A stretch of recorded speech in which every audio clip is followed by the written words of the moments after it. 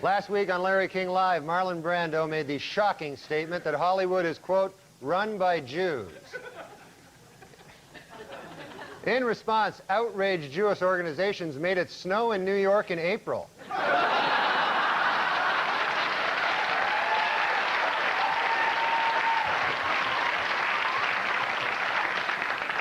Well, earlier this week, actor Marlon Brando met with Jewish leaders to apologize for comments he made on Larry King Live.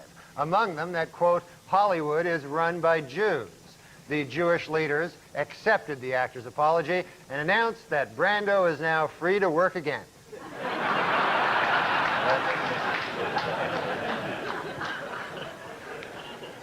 While in England, where he spoke at Oxford University, Simpson had defended actor Marlon Brando's criticism of Hollywood Jews. Later, from his island hideaway, Brando sent O.J. a telegram which read, "You're not helping."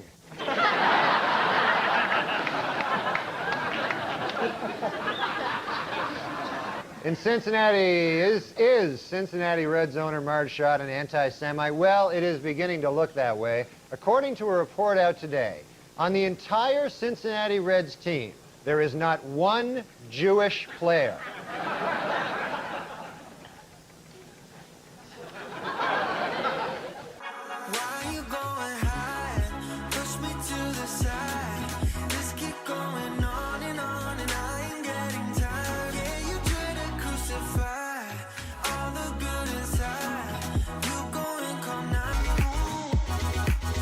A group of Orthodox rabbis declared that other branches of Judaism are, quote, not Judaism at all, thus challenging the religious status of millions of American Jews.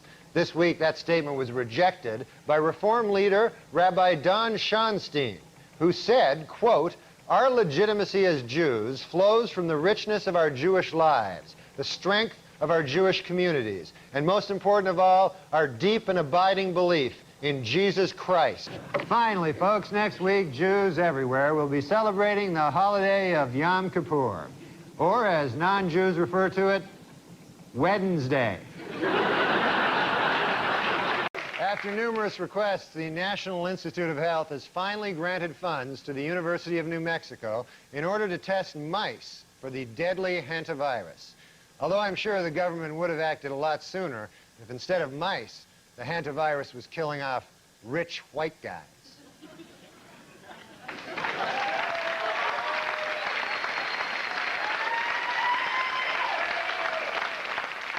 And in Brunswick, Maine, an outbreak of the deadly canine parvovirus has led to the local Humane Society killing many of its dogs. Gee, I wonder if the Humane Society would kill off victims of canine parvo if instead of dogs, they were rich old white guys.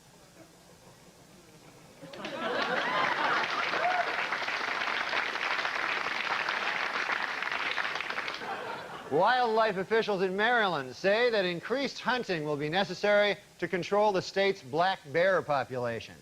Gee, I wonder if hunting would be the answer if instead of overpopulation of black bears, there were an overpopulation of rich old white men. Yeah.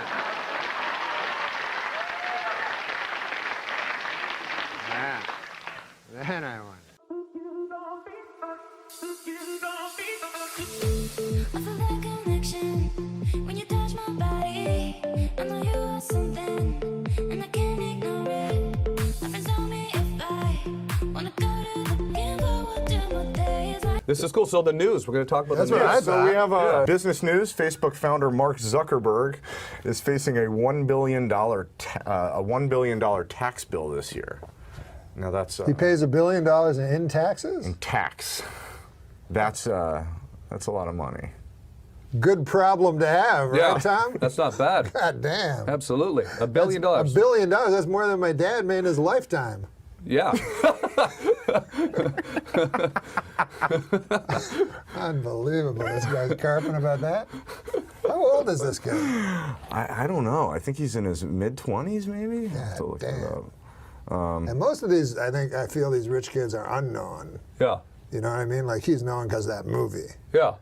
But but I think most of them. I think that these super billionaire guys keep themselves unknown, so we don't find out and go to their house. Oh yeah, Don't he's you? probably not the real. He's just sort of like the. There's much bigger billionaires. You think than there's these bigger guys. guys? Oh, I think they're living on an island somewhere. Yeah. They're just running everything. Because when you hear about it, how much money the richest guys have. Yeah. Nobody. I mean, I know Sandler. He doesn't have nearly that much money. You know what I mean? And he's the richest guy. And he's super rich. Yeah, if you had, you probably don't want to make a big show. No. Yeah, they probably have the cure for cancer. They're probably selling all the, all the drugs that we're all taking, all the drugs. They're selling all that stuff. They got all the cures. They're living on an island. Plus some of them are. Well, those are the that fucking introduced crack into my neighborhood last month. Do you have a crack problem? Well, now I do, because those fuckers introduced crack into the neighborhood. Really? And what they don't tell you about crack is, god damn, it's good. Yeah. Norm. I actually have a pretty funny story that I think you'll enjoy. Can I wait, Daniel? Can I ask this quickly? Yep. When you produced Yep. Norm's first segment for Letterman, was it a stand-up hit? It was a stand-up, yeah. But Okay. here's the thing, also, like I don't take any. There's no sort of like discovery here, because this was a guy who was. Everybody who saw him discovered him. He was. He just was way above everybody else in terms of his abilities. Yeah, totally agree. So, sorry, tell us the story. Well, the story is, I got to know Norm pretty well, and he liked to torture people. He liked to be a contrarian, but he also liked to sort of torture people. And he was, at the time, knowing that I was Rosie, and he'd come and visit me in my offices all the time. And Rosie was very popular. He would make tons of jokes about her, girth. Mm-hmm. And it really hurt Rosie's feelings quite a lot. And she loved Norm, as did everyone. And I said, well, let me talk to him. He's a reasonable guy. He's a nice guy. And so I said to Norm, Norm, you could be on the show, on Rosie's show all the time, and you sort of broaden your net here a little bit and appeal to some women. And I think this could be a good thing for you. And I think you just have to stop making all the fat jokes about Rosie. And he said, no, you're right. And he agreed. And I told Rosie, who was really happy. And the next night, Norm went on Conan and, immediately started right in. And he said, this Rosie O'Donnell show is quite the phenomenon. And Conan sort of gamely agreed. And then immediately started, he said, have you seen there are all these flowers lining the hallway, their dressing room, which was true. There were. And Conan said, no, I know, it's amazing. And Norm said, I didn't know you could eat flowers. And Jesus Christ. And that was sort of that. That was like Norm was never on the show, and that was the end of that.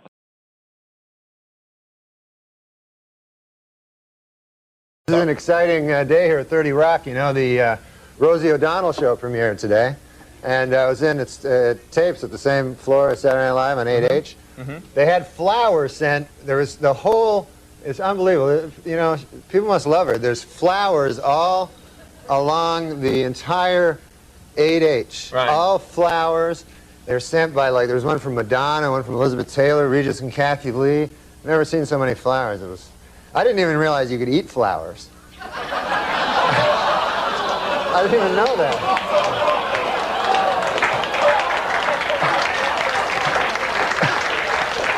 But, no. Hiya, Rosie. I'll be your pal. That's mighty neighborly of you, Norm. No, she's nice great. of you to eat all those flowers. No, Norm. she's great. The show is great, You're screwed now. Yeah. Soon, Barbara. Rosie O'Donnell hates me too, so. Norm MacDonald in studio. That was a long, dull story. No, I liked it, and there was no interplay. I'd like to hear why Rosie O'Donnell hates you as well. Not this second. We're going to take a break. Norm MacDonald here. We talked earlier about your experience on The View. Now, well, you were there. Rosie O'Donnell was not there, but now she is. And yesterday, She sort of accused Oprah of being a little bit gay, discussing the road trip that Oprah took with her best friend Gayle King. This is from The View earlier this week. I think that's very typical of gay relationships. Not saying they're gay, but you know, two women get together and after year two, all you do is spoons. You know what I'm saying? No, it's really true. She's like, well, we're not having sex, Oprah. We're not gay. I'm like, well, you might be a little bit gay. You're just not doing it. You know what I mean? I mean, a little, a tiny bit. Yeah, but no, the way she's acting, I'm just like teeny tiny. I'm not saying it. It sounds like they did do it. No, I don't think they did. Okay. You're saying you can be a little bit gay? Well, I'm just saying they're very bonded. They talk to each other 5 times a day. They should rename that show Cluster F. I don't know how it would work. It's very odd for a gay person to insult a person by calling them gay. Yeah. You know what I mean? To slam them. Because I've had that with gay guys. They go, oh, you're probably gay, you know? Yeah. Well, they're not insulting you. Maybe they're giving you a compliment. No, they say it as if, you know, because they say, like, guys that are homophobic are actually gay, which is insane. Right. And, but they'll say stuff like that. No, it's funny when really fat guys... And when Rosie O'Donnell says, like, oh, hey, they're not having sex. As far as I know, gay ladies cannot have sex. Yeah, they can do... They can just have pillow fights or whatever. You know, I mean, they can do what we do before we have sex. Yeah, they can do what we can do. Horseplay. I think they call it foreplay. I think they call it tomfoolery. Well, Norris told us they've lost all interest in women. Yeah, my dad used to say, knock it off, take it outside. Now, you guys going to be performing oral on each other? Take it outside. You ever think about Rosie O'Donnell when you're doing it? Good Lord. No way, right? Name some names. Yeah, name some names of who you think about. You know what Rosie O'Donnell would be good at giving? What? Really wide head. Oh, that's funny. Does Rosie O'Donnell have the biggest head on the planet? Yeah, she really does. How much does her head weigh? Do you take a guess? About her head weight? Yeah. Oh, well, that age-old argument, I'm not going to get into. You're not that. even going to get into it. Yeah. I see. And she's on the new $100 bill. Did you see her picture? It's pretty wild. And come to think of it, I got addicted to you. Oh, no. And come to think of it, I need somebody like you. Oh, no. I need someone like you. He says, let me ask you a question. It's 4th down and 1. You're at the 1-yard line. You have the choice. You can head it to O.J. Simpson, Jim Brown, or Emmett Smith. I'd go with Rosie O'Donnell. Business news: Facebook founder Mark Zuckerberg is facing a $1 billion tax bill this year. Now that's he pays $1 billion in taxes. In tax, that's a lot of money. Good problem to have, right, Tom? That's not bad. God damn. Absolutely. $1 billion. $1 billion. That's more than my dad made in his lifetime. Yeah. Unbelievable. This guy's carping about that. How old is this guy? I don't know. I think he's in his mid-20s, maybe. God, I have to look damn. it up. And most of these, I feel these rich kids are unknown. Yeah. You know what I mean? Like, he's known because of that movie. Yeah. But I think most of them. I think that these super billionaire guys keep themselves unknown so we don't find out and go to their house. Oh, yeah. Don't He's you probably not the real, he's just sort of like the, there's much bigger billionaires. You think there's bigger guys? Oh, I think they're living on an island somewhere. Yeah. They're just running everything. Because when you hear about it, how much money the richest guys have, nobody, I know Sandler, he doesn't have nearly that much money. You know what I mean? And he's the richest guy, and he's super rich. If you had, you probably don't want to make a big show. Yeah, they probably have the cure for cancer. They're probably selling all the drugs that we're all taking, all the drugs. They're selling all that stuff. They got all the cures. They're living on an island. The United Paramount Network's new show, Star Trek Voyager, finished in first place Monday night with a 14.7 rating. For those of you who don't know, 1 rating point is equal to 950,000 nerds. Well, this week, world chess champion Garry Kasparov defeated an IBM computer in their 6-game chess series. Experts are calling the encounter between chess wizard and supercomputer historic because, for the first time ever, it brought together both geeks and nerds.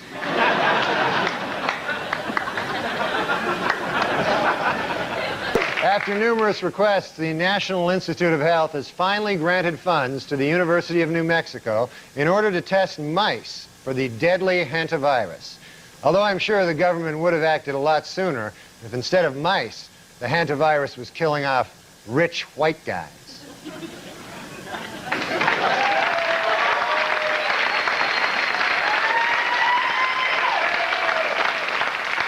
And in Brunswick, Maine, an outbreak of the deadly canine parvovirus has led to the local Humane Society killing many of its dogs.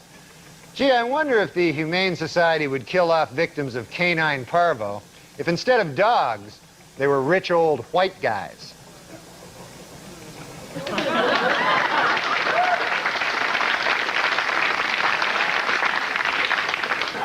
Wildlife officials in Maryland say that increased hunting will be necessary to control the state's black bear population. Gee, I wonder if hunting would be the answer if instead of overpopulation of black bears, there were an overpopulation of rich old white men. Yeah.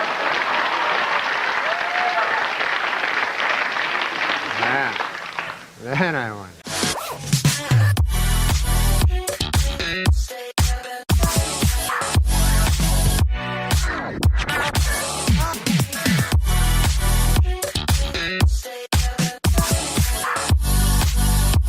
Those are the motherfuckers that fucking introduced crack into my neighborhood last month. You have a crack problem? Well, now I do, because those fuckers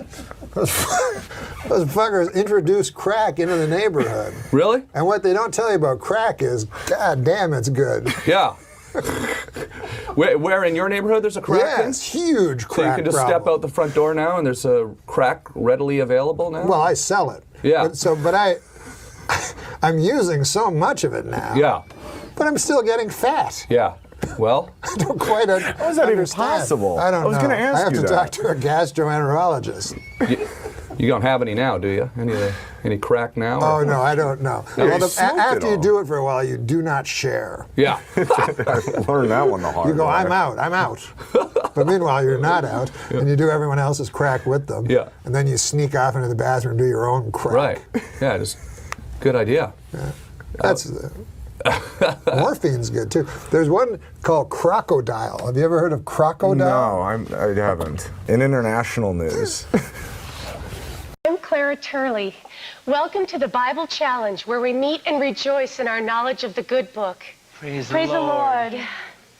Let's meet our contestants. Stan Hooper is back. Stan is our defending champion. He's won 47 games in a row. Hello, Stan. Hey, how's it hanging? Good. It's hard to believe just a few months ago Stan was living in our halfway house doing odd jobs around the school. And now he's a world-famous authority on the Holy Scripture.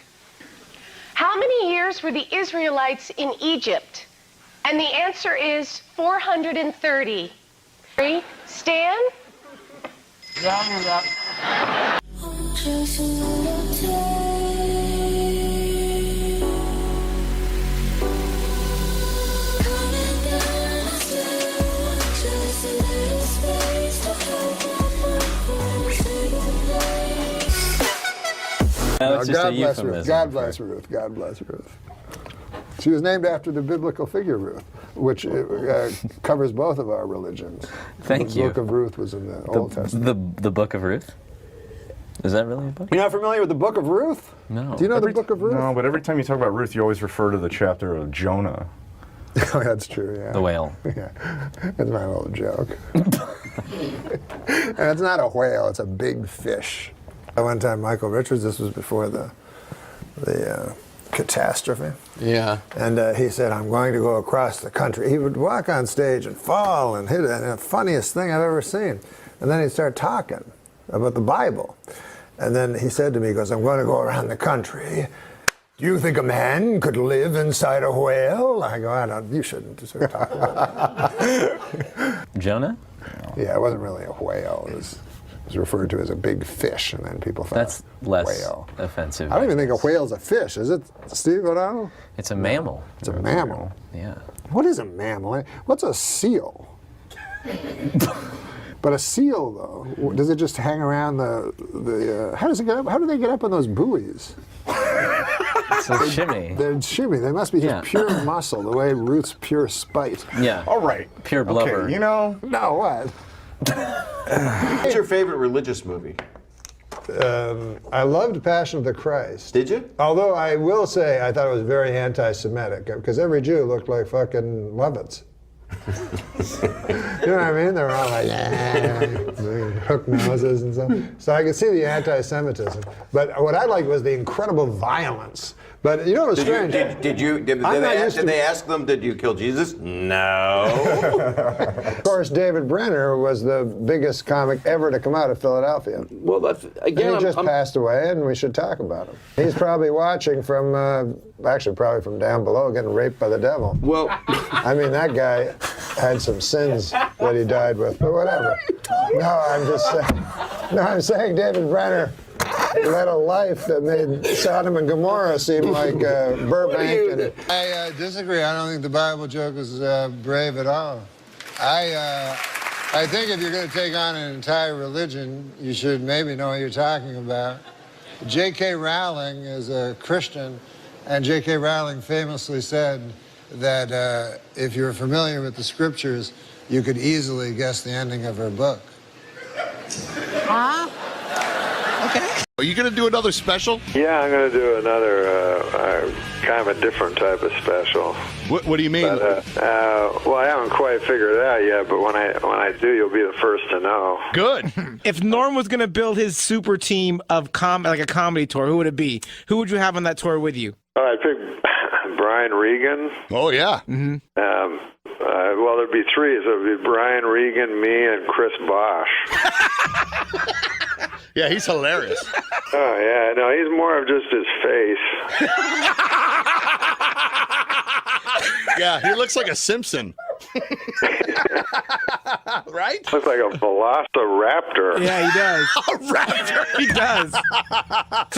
You know what is funny is the other night I was watching when you had Bob Saget on your show, and I videotaped it with my phone. He said it to all of us. Yeah, I said it to all my friends about the part where you guys were doing the joke thing, and you see, whenever you start talking about black weed, Saget gets so uncomfortable. Hilarious. Saget is funny. If you hang out with Saget, he's so famous because he had those two shows that were so gigantic, you know? Yeah. So anyways, everyone recognizes him everywhere he goes. Everywhere.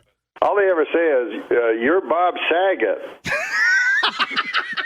And then he goes, thank you. Would you have taken those gigs, Norm? Oh, no, I would not, no. I've done stupid non-accepting things before. Like one time I didn't accept this thing, because I don't know how anything works, and then it was a cartoon, and then it became a really popular cartoon, and then later my manager said, oh, you would have made huge money off that. I'm like, oh, you should have told me.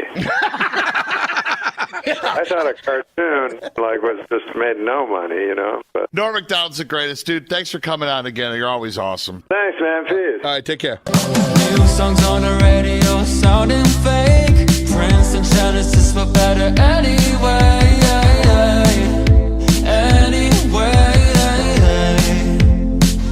Am I just being too real? Or is my mind going crazy out here?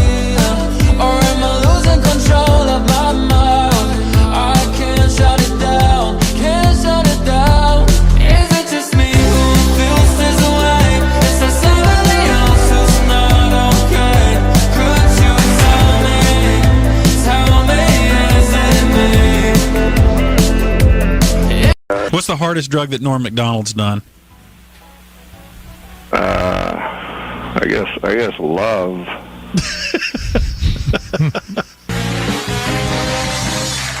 Where did you go? I had to go powder my nose. Oh, man. I've never seen a guest do that before. I had to go. You ran away during the commercial break. I ran away, I freshened up, I powdered my nose. Freshened up? And then I took a piss in the sink. All right. Why? Why do I ask? It's my fault. You go to, you start doing comedy, and, you know, what is interesting to me is we hear about this. Cocaine is not working.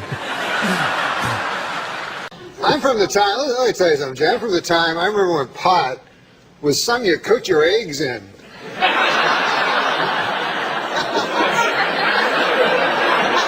Yes. I remember when hash was something you were made out of corned beef. Yeah, exactly.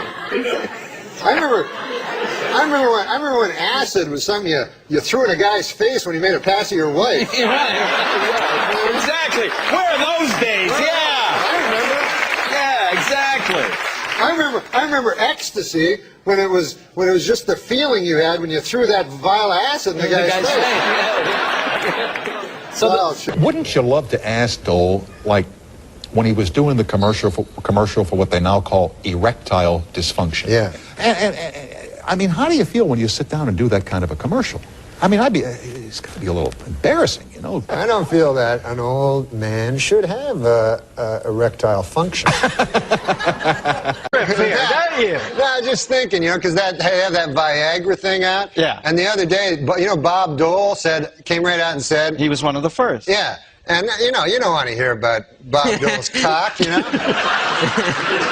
I mean, President Clinton's cock, Bob Dole's cock, what the hell? But mostly, an old man like that, you don't want him to have a super hard cock. You know what I mean? Why? Why? Because an old man, you want him to be, got a pipe going, a newspaper, the dog at his feet there. Well, that, in some corners, is considered pipe. Oh. But now they're going to have to create some goddamn pill that makes women aroused at the sight of a fucking 70-year-old dude with a super hard cock. You know what I'm saying? It's crazy. This Viagra. It's insane. And you know what it's for? Impotent people. All right, it's for impotent guys. So get this. I read this. The pill can make your cock hard for 4 hours. Right. So now, who has the 4-hour hard cock? The impotent guy. The rest of us are fucked. Me and you got our regular cocks. Meanwhile, fucking Spade is, you know. Curtis Spade. Oh, man. I didn't see it. I didn't see it coming. Dude, I know you didn't. He brought it all around and then a vicious rip kick into his best friend's gut. Once there's too much cock talk, I try to just zone out for a minute till it goes back the other way. If there's too much cock talk, this guy has fevered nightmares all night. Dreams, I mean, like sweaty, fevered dreams from the cock talk that's been all over his head. Why bury me twice? He's killing me. No, he's a good man. That erased it. All right. No, he's a good man. Who cares? After all that, that's the whiteout he puts on. Yeah, I know, it's awful. After he talks about you doing chin-ups on cock for 18 minutes. No, he's a good guy. Just backstage, a lot of celebrities back there, man. I was talking to Jerry Jones, you know, the Cowboys owner, and he's disappointed, obviously. Yeah. Well, he's a good guy, though, man. He's talking about rebuilding the team, you know. And he told me, he says, we have to get back to what made us a championship team. Strippers and crack.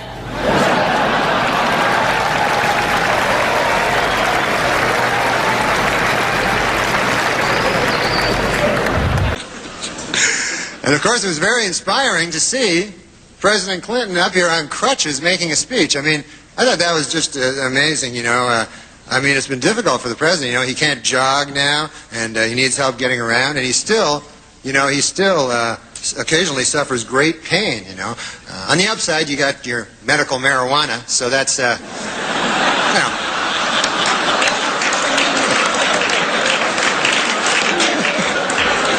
You must inhale, sir. It's the only way you're going to get better.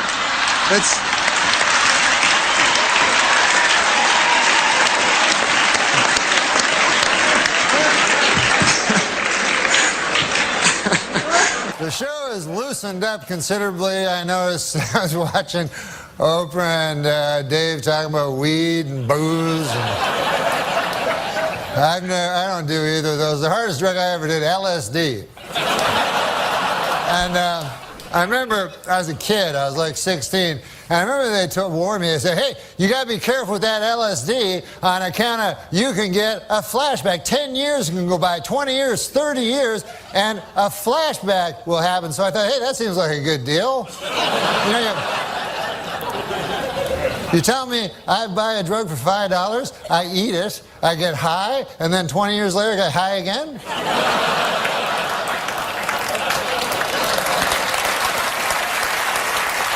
That's not the point. I like to stretch my drug dollar. The point is this. 10 years have passed, 20 years have passed, 30 years have passed, and no flashbacks. What a jip that turned out to be. Just more horse by the big acid companies, that's all it is.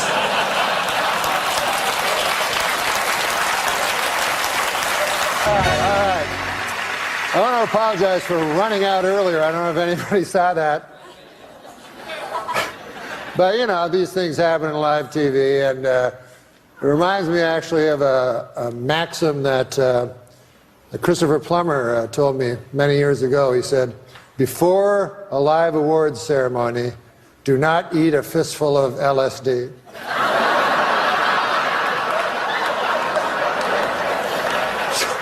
Take that with you. Now, Norm, I remember years ago you told me that you were there for the birth of your son, and I always remember this. And you said that was the most exciting thing you had ever participated in. Do you remember that? Yes. Yes. And then what happened? I took crystal meth.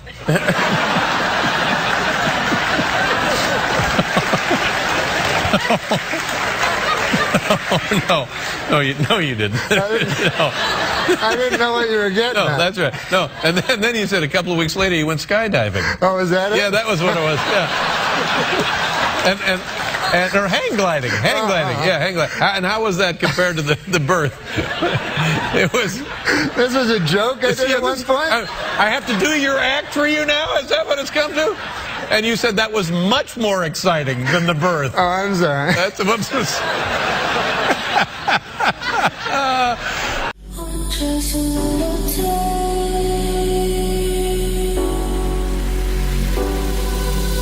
Coming down the stairs, just a little space to hold my I assume anyone smiling is on meth. Veterinarians in Colorado have reported that marijuana use is on the rise amongst dogs. They say you'll know if your dog is too high if it starts making a really tall sandwich. They like sweets better when they're high. Yes, I don't know. In England, a woman was arrested for throwing a birthday party for her 16-year-old son that included marijuana, alcohol, and strippers. Now she's got even bigger problems. What to do for his 17th birthday?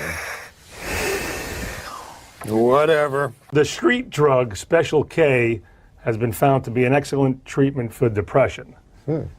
This according to the New England Journal of Gary Busey. You know, dogs and humans love to run because it apparently gives them a natural high similar to that of marijuana, according to the University of Arizona. Wow. After running what are called cannabinoids, the chemical found in marijuana that gives you a feeling of euphoria, are higher in humans and dogs, and this encourages them to run again. To 7-Eleven for a Slurpee. A Papa John's delivery man has been arrested for allegedly selling more than $40,000 in cocaine hidden in pizza boxes. Jesus. To undercover police officers. This raises an important question. Where's all that pizza that was supposed to go in those boxes? Can I have them to eat? I'm a big fat guy. A Florida University student was caught streaking on campus and apparently told police he was on acid and asked them to cut his dick off. Boy, these kids today are crazy. In my day, we didn't need drugs. We would just cut our own dicks off. Yeah, you didn't need no fucking acid and shit. When did you gain the weight? Well, I fluctuated a lot throughout my life. But how did you gain it? Eating and not exercising. Would that be your natural weight, or do you have to fight that all the time? Well, yeah, I think I have to fight it to a degree. Yeah. And how did you lose the weight? Cocaine. Cocaine? Cocaine. Mostly, yeah, cocaine and other drugs, and very, very serious depression. That helps me a lot, Dr. Oz. Is that what I think it is? I don't know. Do you think it's cocaine? Yep. Well, you're partly right. It's cocaine, and it's also a lot of baby laxative. So you might want a couple minutes. Yeah. I'll be careful, because it burns like hell when the Yeah. Uh-huh. I know, like, for notes, there are people that's what they do for a living. They give notes, you know, for people at home, you know, they give notes. For the studio people give notes. The network people give notes. They're required to. They're required That's why a lot of them don't make sense. That's their job. And when you think about it, what's a note? It's always going to be negative. Like, you know, if you just go, I liked everything, you know, then you're an idiot, apparently, even though why wouldn't that be the case sometimes? So when Seinfeld came around, Seinfeld came under the aegis of Rick Ludwin and Late Night because they had him signed to a holding deal in case he replaced Johnny Carson. So Seinfeld's sort of a guy that thinks he should earn his money, you know, and has that Protestant work ethic, and he's like, well, I'm being paid $1 million, I'll make a show, you know. And everybody, you know, in the world, I remember, had always thought, what about a show about being a comic? You know what I mean? That was what everybody wanted to do. And then when you thought about it, you're like, no, that's not a good idea at all. So he did that with Larry David as a summer show in the summer, so called the Seinfeld Chronicles.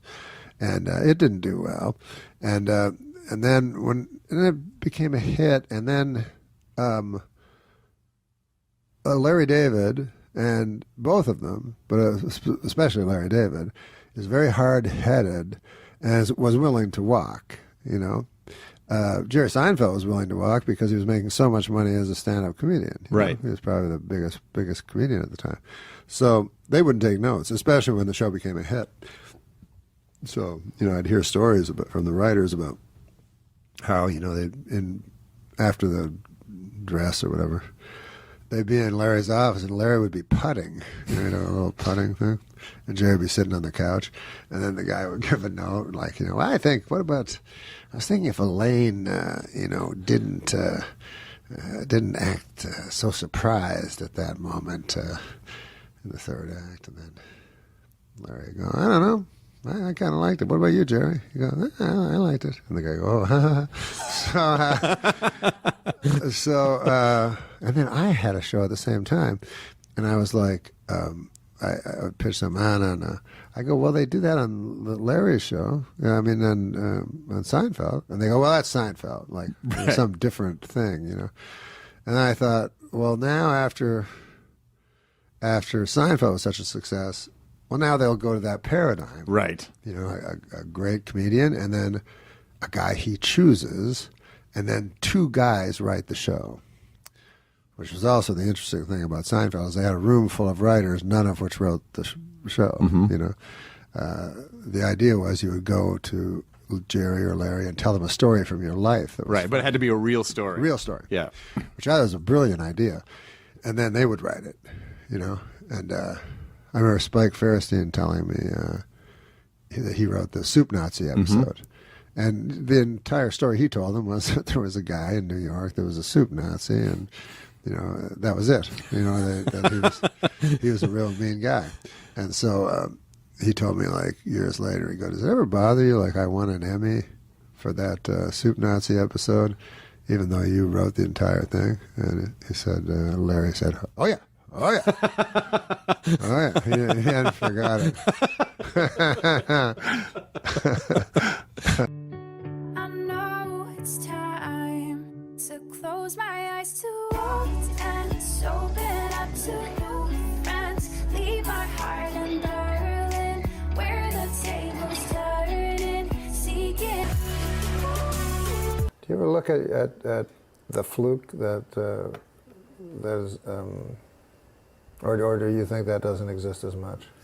Do you think it's hard work more? If you really want to be funny and you don't really care what the consequences are, but you want to do this thing that you think is funny, and you have a good sense of that, that's what makes or breaks it. Like Larry and I together had a very solid idea of what we would not do. But to answer your question, was it a fluke? Yeah, there's always luck. Yes. But when you don't care if the people are attractive, you know, if you and I sit in a room and they say, we're going to send in 5 people to play this part. How hard is it for you and I to go, well, that's the funny guy right there? Right. How hard is that? That's very simple. It's very simple, but because we're comics. Unfortunately, the radio station launched the day after Princess Diana died, so it was it wasn't quite the sort of fanfare and celebration. Now, a bit like when Farrah Fawcett died, and then it was usurped by Michael Jackson. Somebody told me the Queen murdered her. Yes, she did. Yeah. Yes, that's well known in England. Yeah, I'd like to apologise to the Queen. Queen Elizabeth II visited Russia this week, becoming the first English monarch to set foot in the Soviet Union. The visit, which will last for 2 weeks, is expected to have absolutely no effect on anything whatsoever. Last week, Queen Elizabeth won £10 in her country's national lottery. However, she has no plans to quit her job as Queen of England. Yeah, I knew. You think I didn't know? Why is it that you can't, England's not doing well financially. Right. Can't you get you call them your mates? They're friends. Yeah. Everybody else in the world, they call them mates. Sure. Get a couple of dozen of your mates and go down to that Buckingham Palace and kill the old bag. To what end? Money. Right.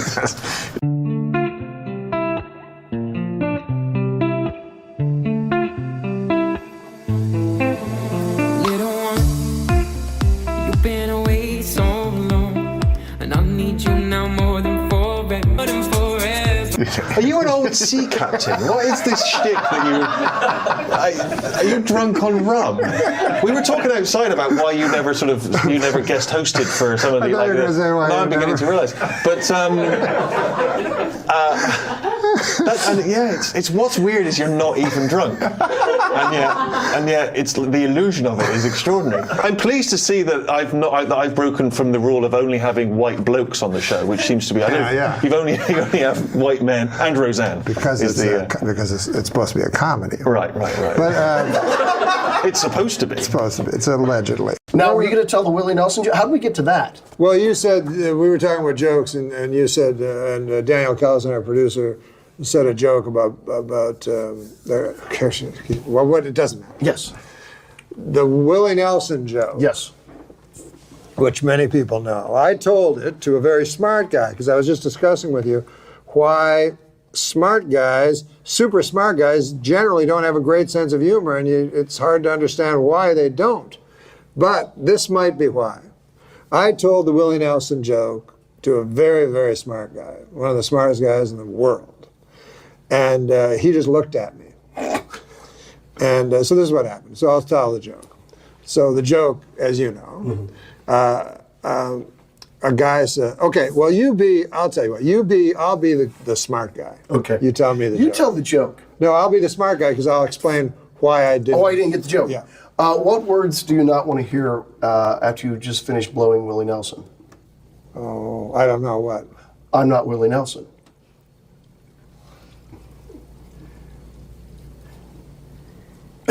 That's the reaction the guy gave you? That doesn't make any sense. Well, yeah, because the only reason one of the reasons I guess you might blow Willie Nelson is because you're hoping to get a backstage pass or curry favor from him, but then you mistakenly didn't blow the guy you wanted. No. It doesn't make any sense because you begin the joke saying, what do you not want to hear while getting blown by Willie Nelson?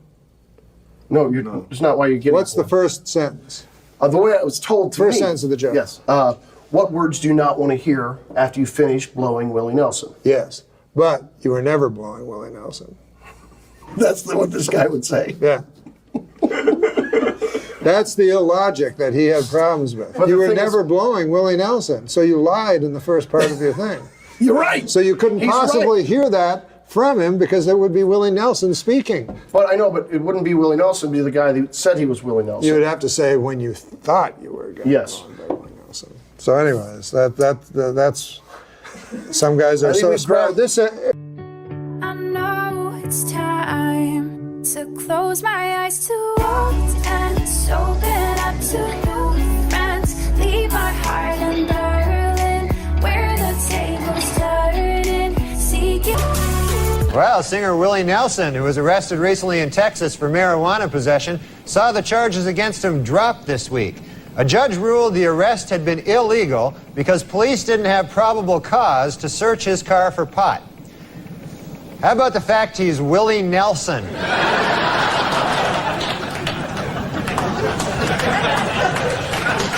You know what we should rap on? Disco Duck.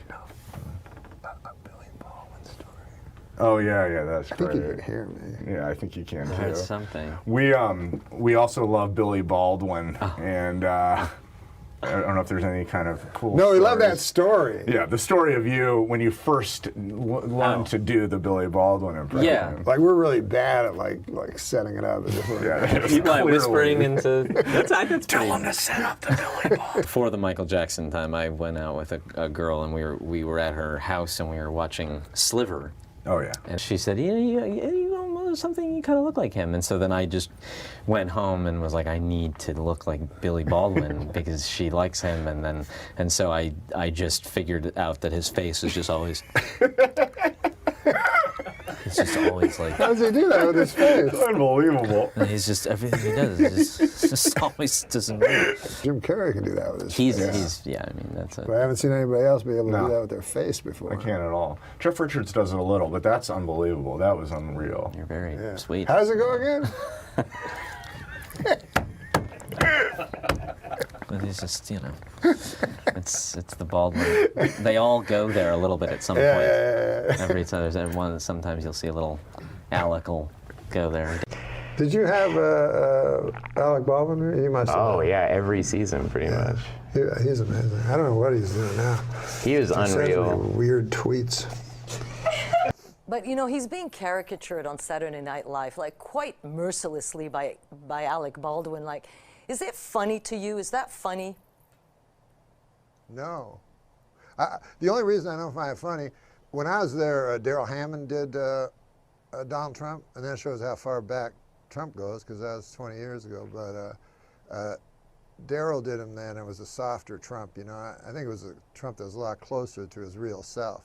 But the problem with if you do an impression of someone, you have to like that person, because you're playing the person, and people like themselves. So you can't play someone and have contempt for them at the same time. It doesn't work as an impression. So I don't like his impression, and I have no political affiliation. I just mean from a comedy level. He used to come when he was a lot younger, I guess, because it was when I started, which was 20 years ago, and he was married to Kim Basinger, and he complained about her, like, she's the most beautiful woman. He goes, fucking wife. She bought a town. He was mad because she bought a town. A town? She bought a whole town? Yeah, oh my God. So their credit score went down a little. Gosh, Robert, I can't tell you how great it is to have you on the program. The work you've done over the years, just top notch. Well, it must make you very happy. Huh? A little bit. Yeah. I saw Marvin's room, and I have to say, just a fine piece of work. Robert, it's a great cast. You got Meryl Streep, Diane Keaton. Oh, and who I particularly enjoyed in the film was Chong. Yeah, he was good. He was very good. We're filming Taxi Driver. Marty turns to me. He says, Oh, let me guess. Probably said this. Yeah, you enjoy the shrimp? Yeah, you enjoy the shrimp? Hey, you know who I bet really enjoyed the shrimp? Chong.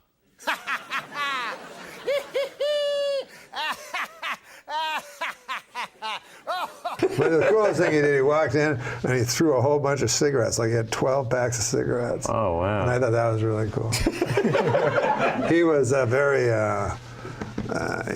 some of the hosts, as you know, were not very involved in the writing. Yeah, no, he was totally. He could have been a cast member. He really could have been a cast member, yeah.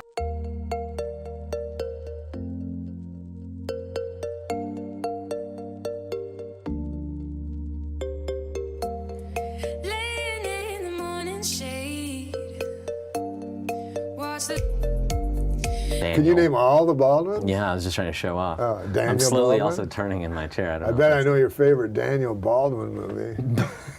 Yeah. Is it Trees Lounge? That's up there.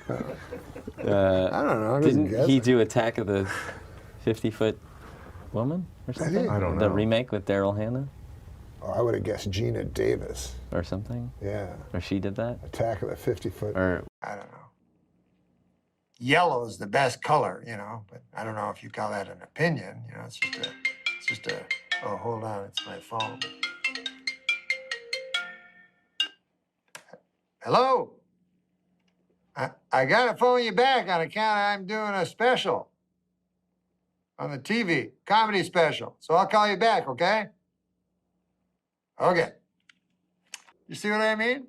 Like I flew in from Vegas, I remember one time, and there was some turbulence. And I was like, I'm eating that fucker in 14 years.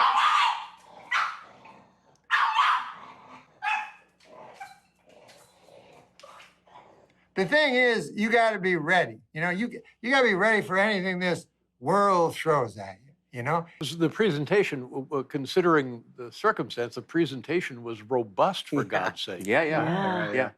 I like Energetic. the messiness. I like the dog. I like. Well, the I dog like and a just- phone call. And you were saying Yeah. that, you know, the guy without the audience, and this is just more, there was no choice. You know, it's different when he just has to do it. The other guy picked not to have an audience. That's absolutely right. My guess would be that his plan was to make a big splash, lose. Oh, that's not good. What should we do now, Joyce? Just don't answer, okay? If it's possible. No, I won't answer. Yeah. So should I start answering that question again? Sure. Yeah, I think him becoming president surprised him. I think, you know, it's funny that people don't remember, but back in the debates, there was a big issue with Donald Trump saying if he lost, it meant the election. God damn. Are you kidding me? I know, I did. Oh, 1 second. Hello? Yes.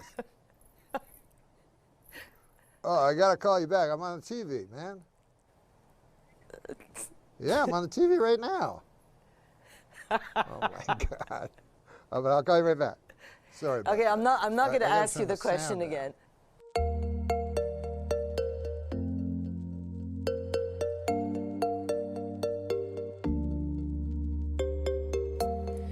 Laying in the morning shade.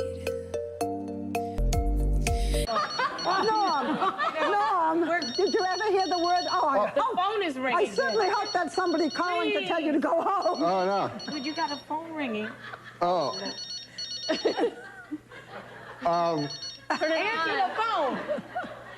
Hello? Oh, yeah. Oh, no. The thing is this. There, you know Matt Strauss? Yeah, the producer. The producer, he told me it would be funny. He said, like, why don't you carry a cell phone on and then let it ring and then pretend like there's a guy on it? Is there anybody on it? No, it's a thing, pretend You know what, Norm? You're a dead man. Here, you talk to him there. You know what, Barbara? You know what you said about rage at work? Give this man a plate of soup and tell him to shut up. Norm, All right, then. Let's see. Norm. What? Okay, listen, Norm, listen. Not only have you annoyed us, but I've read that you have actually annoyed one of your idols. Who is that? Oh, the great Bill Cosby. Yeah, what'd you do? Oh, my God, I love that guy. He's my hero, you know, just like you, maybe George or Bill Clinton would be your hero. I love. There's no stopping you, is there? No, I used to like Bill Clinton. There really, and this man leads into our show on Friday night. I know. It's all right, his career's over after this anyway. Who cares? Go ahead, Norm. No, Bill Clinton, who's a great man, obviously. You know, everybody has their opinions, right? Are you moving along? No, You're Bill going to get to the point. Cosby. Bill Cosby. Oh, Cosby. Oh, God. What is Cosby. What's in that coffee? What are you drinking in there? Well, Bill Cosby is a great man, first of all. There has never been any accusations toward Bill Cosby about any... Will you just tell us what you did for Bill Cosby? Oh, I met him. I opened for him at a club, and he was a great man, you know. He's my hero of all time. You know how funny Bill Cosby is, Yeah, right? so get to the point. I'm going past menopause. Make the point. Let's go. Not everything has a point. We are learning that. Okay. All right, Norm, you want to finish the story, or shall I ask you the next thing? Well, the Bill Cosby thing is this. Dear God. I met Bill Cosby. We're all fans of Bill Cosby, right, Barbara? Yeah. What? Yes. Why don't we talk about the millionaire? Oh, yeah, you know what? Tonight, Norm and I... please. I like Bill Cosby. Let's talk about the millionaire. Norm MacDonald and I are on The Millionaire tonight. Oh, yeah. Well, tell him about that, how you thought he's dumb today. Where do you see him tonight?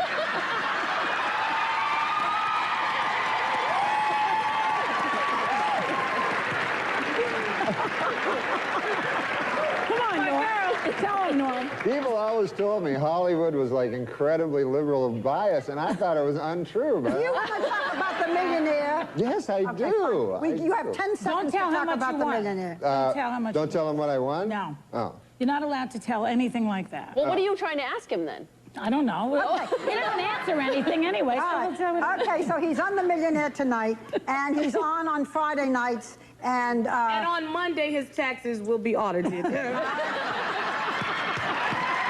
on Friday nights at 9. He's on The Millionaire at 9. You can play along at home on enhanced TV.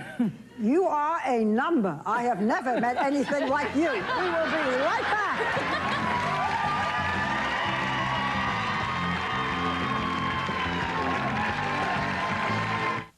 And since I've gained it, I sweat like a you sweat like a whore in church. I don't mean to be What? I don't mean to be filthy, but Whore in church. yeah, she's nervous, so she sweats because Sweating like a Chris the Dorner Lord- in a Big Bear cabin. Okay, come on. Well, I'm just... That's racist. Oh, good morning, whores. Listen, Mary, let me talk to the whore. Is she around? Who? The whore. I think her name was Leeka or Lisi or something. It was one of them weird names. I want to kill Leisha. Well, she better be careful then. Hey, wait a minute. Leisha, that's the whore. No, you can't kill her. Listen, Margaret, put on the whore. No, I thought she was a whore. I could have got my nose bit off by a Saigon whore. Got some news for you, whore. I'm packing up and moving out of this dump. I'm fine. Bronze like you were a dime a dozen. I'll see you in hell, baby. That's still cute? Mm-hmm. Did I say baby? I meant dirty whore. Hey, Shelley. Shelley, don't forget that old saying about firemen. Don't be such a huge whore. Well, yeah, but you get the idea, right? That she was a huge whore? Yes, I got that. She also said, don't fall for any old whore like your daddy did. Well, Lori, I mean, you have to admit, you come off a bit of a whore in this whole thing. Hey, well, don't forget your huge collection of Mardi Gras beads, whore. Who do you love? Kevin. Kevin, you gold-digging whore! Look, Taylor, I don't think you understand. You're a huge whore. Which just goes to show you, Madonna's a whore. And in the worst job category, last year's winner, crack whore,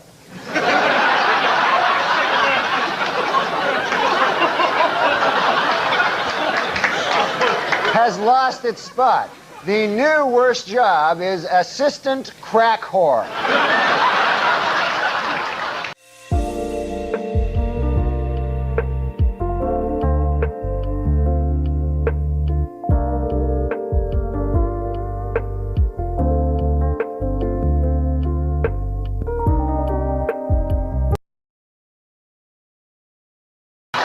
There's only one occupation where the person does not keep his job when he Wins the lottery. wins the lottery? You know what that occupation is? No. Crack whore.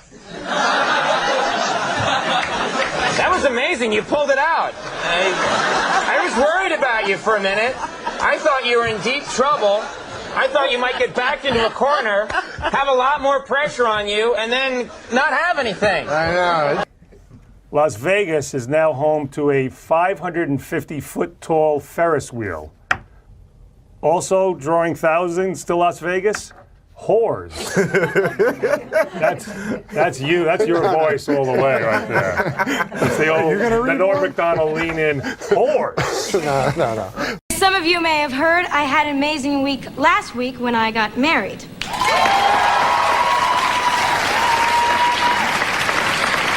And I've had such a great time that I decided to let them show the video of my wedding. So here it is.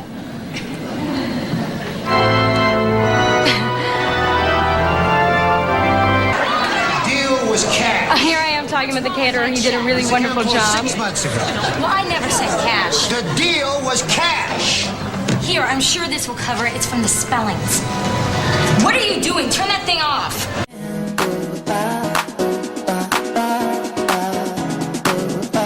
Connected to our senses.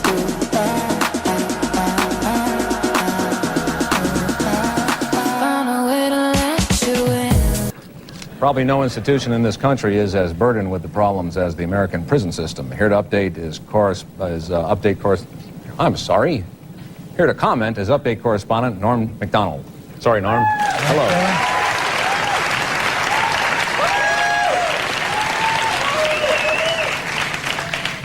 Thank you. You know, I've always been afraid of going to prison, and I was thinking about it the other day, and I realized that what scares me most about going to prison isn't the loss of freedom or the stigma or even the separation from family.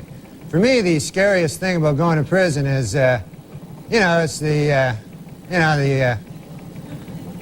anal rape.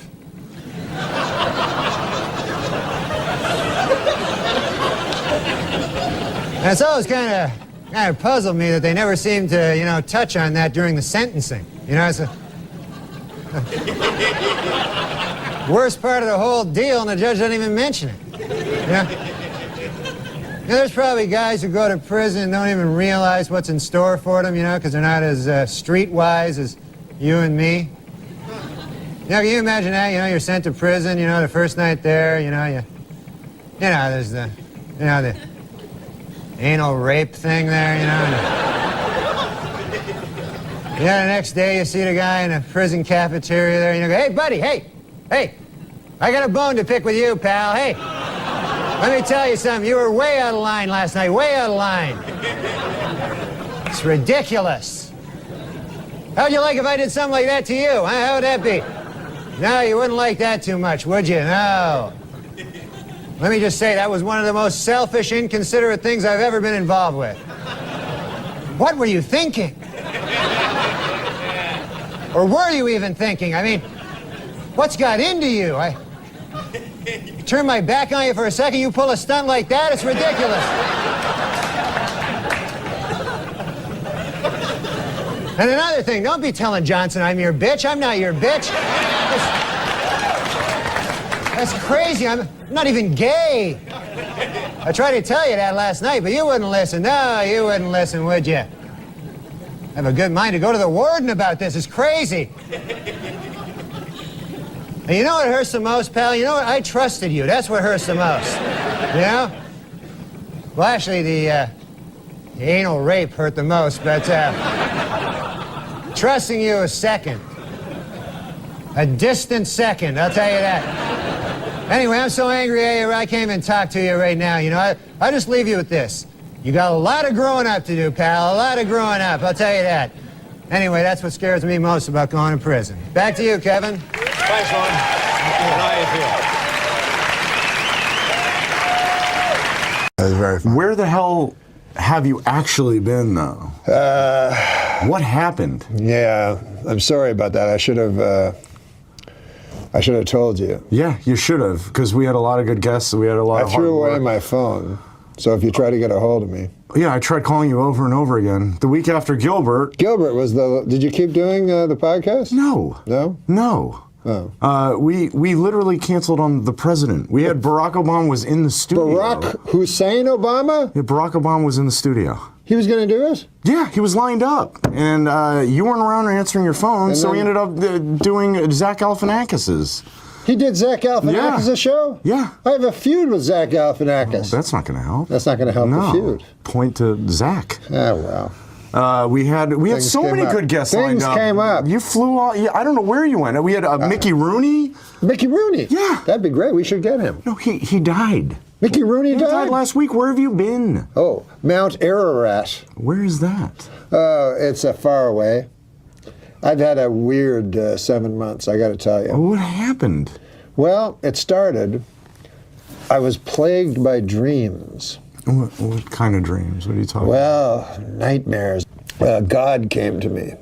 You spoke to God through your dreams? Yeah, told me to build an ark.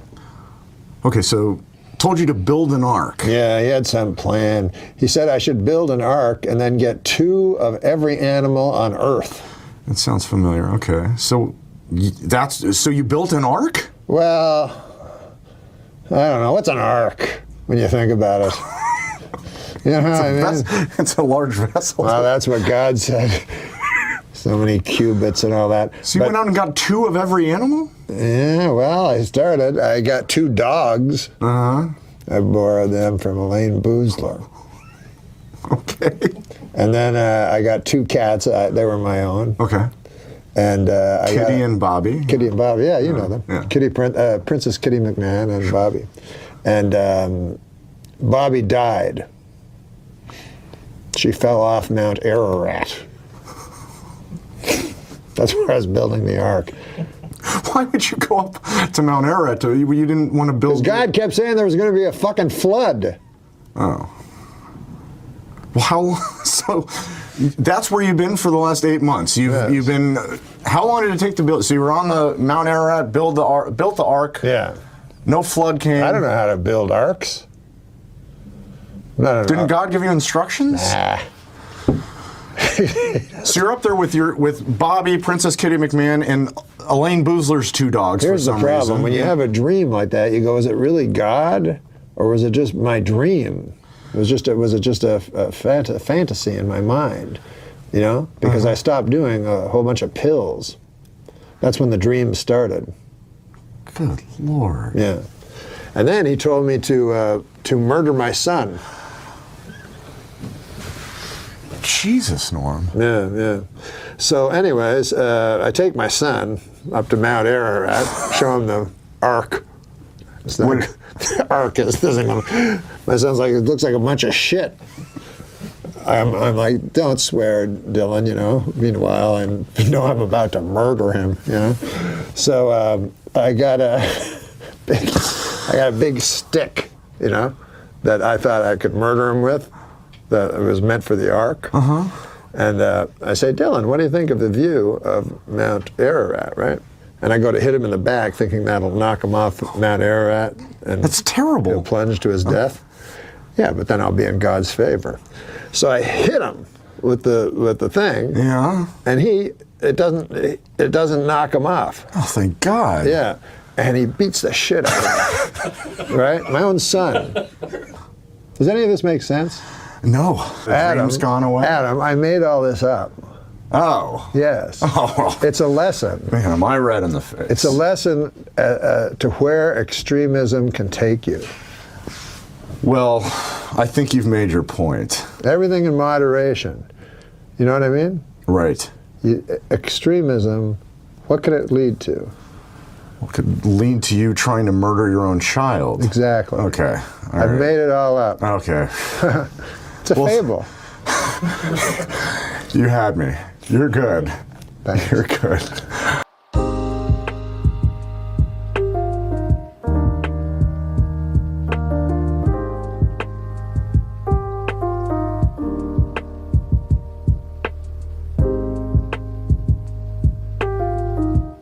How is life? I know besides thinking of these news story things and stuff like that. You know, you're having a good time. You able to relax over the summer, have a good time? Am I able to have a good time? My cat just had a heart attack.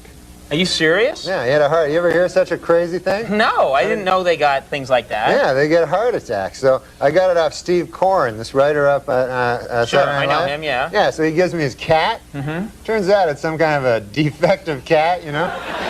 So he's a nice cat and everything. I'm getting along with him. I come back to my apartment last week. The cat's like foaming at the mouth. He's shaking like this. He's foam coming out.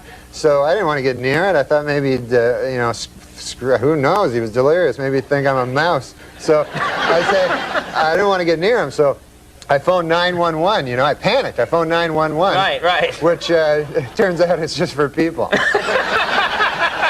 I didn't know that. Didn't know either. They got mad, man.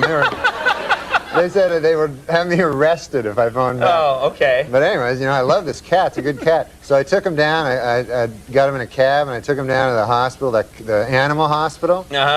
And the guy tells me, my cat had a heart attack. He takes him away. He says, oh, yeah, he had cardiac arrest and stuff. And he started asking me questions about, like, he says, I said, what would cause that? He goes, you know, diet, stress. Stress? Yeah. Well, he had a big promotion coming up. So, and then he let me visit the cat. He says, you can visit the cat, you know. There's visiting hours. I go, all right. So you go in this room, and then they bring the cat in a cage. He's all drugged up. And then they put the cat, like, on a bed. And then the guy goes, okay, we'll be back in a half an hour. You have half an hour, you know? So I'm with the cat, like, for half an hour. So after 5 minutes, you know, I figured, I got a life to get back to. You know, it's a cat. So we go out, and so afterwards he told me he had a lot of, he said he could have an operation, which was like $4,000, which, you know, I could buy like 100 cats for that, you know? But then I figured, what the hell would I do with 100 cats? So, right. So you got the cat. You sprung for the operation. No, I didn't. Oh. No, there was another thing where he's on medication, you know, and I have him on medication. I have this medication. And he said there was some good news and bad news. He said the bad news was the cat only has like a 20% chance of survival, but he says the good news is it's just a cat.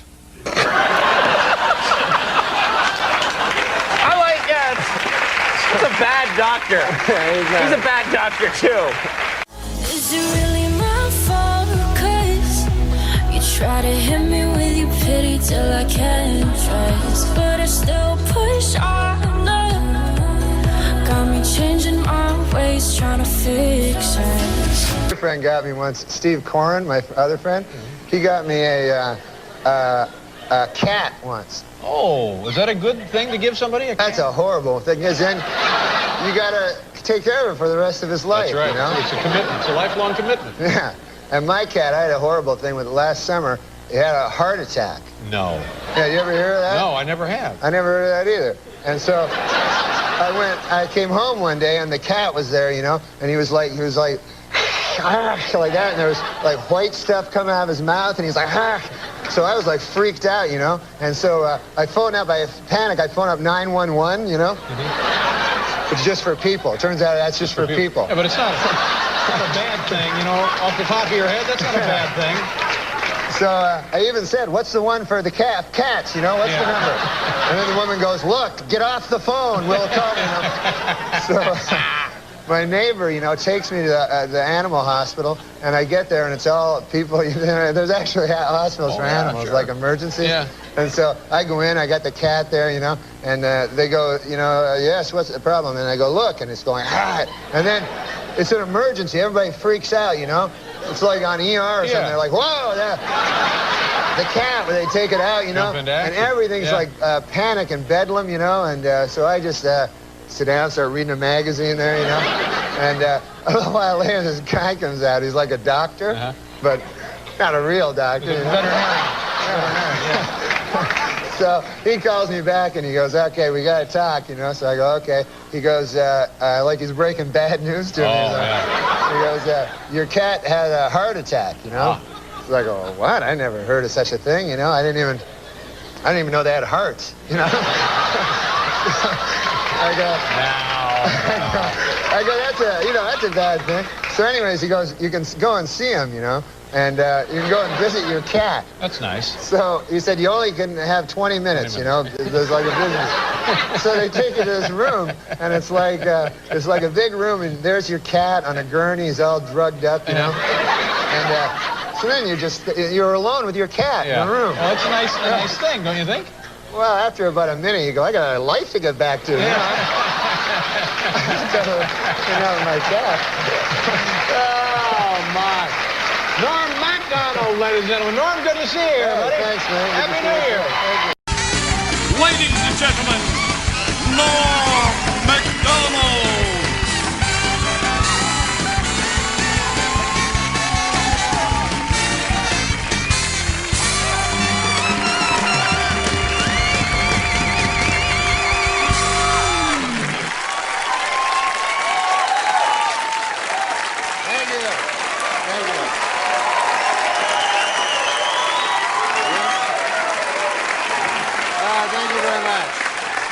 You're very kind. You know, in the, what's that? Oh, yeah, no, you're absolutely right. That is my name. You know, when the people here asked me to do the show, you know, I gotta say, I felt kind of weird, you know. I don't know if you remember this, but I used to actually be on this show, you know. I used to do the weekend update news routine. You remember that? And, yeah. That's where I did the make-believe news jokes, you know. That was me, right? So then, a year and a half ago, right, I had a sort of a disagreement with the management at the NBC. I wanted to keep my job, right? And they felt the exact opposite. So you see, they fired me because they said that I wasn't funny, you know? Now with most jobs, I could have had a hell of a lawsuit on my hands for that, but see, this is a comedy show. So they got me, you know, you don't want. But now, this is the weird part, right? It's only a year and a half later, and now they asked me to host the show. So I wondered, I go, hey, wait a second here. Hey! I go, how did I go in a year and a half from being not funny enough to be even allowed in the building to being so funny that I'm now hosting the show? How did I suddenly get so damn funny?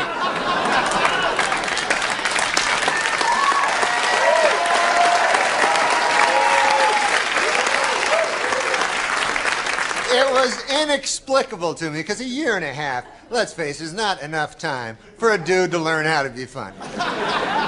Then it occurred to me, I haven't gotten funnier. The show has gotten really bad.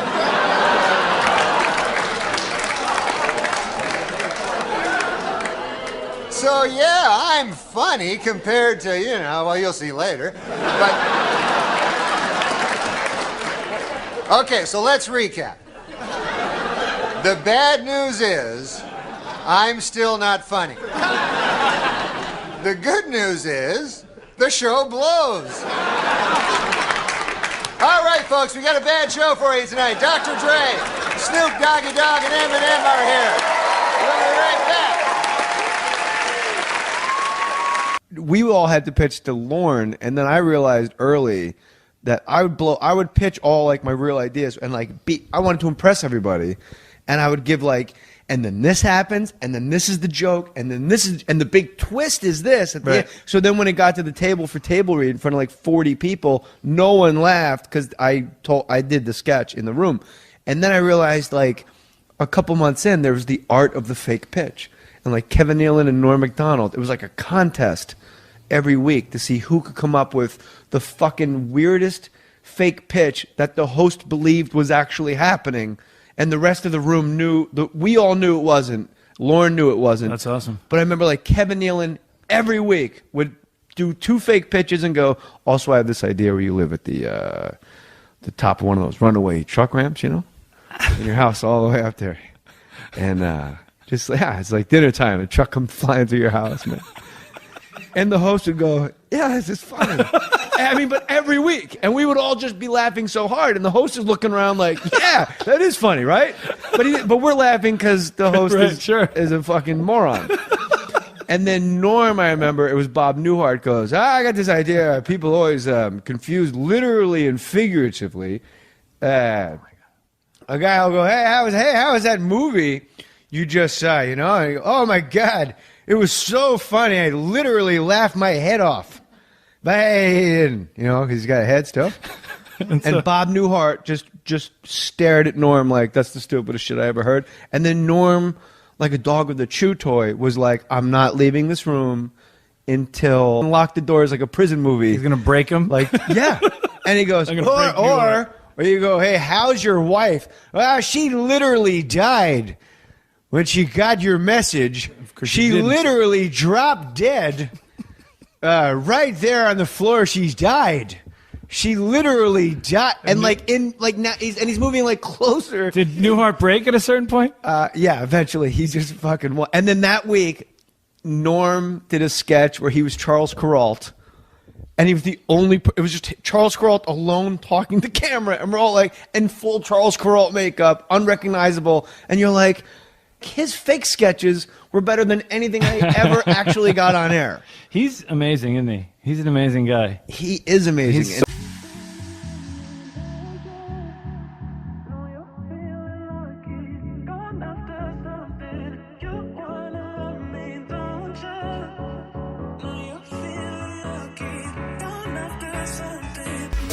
Norm MacDonald story.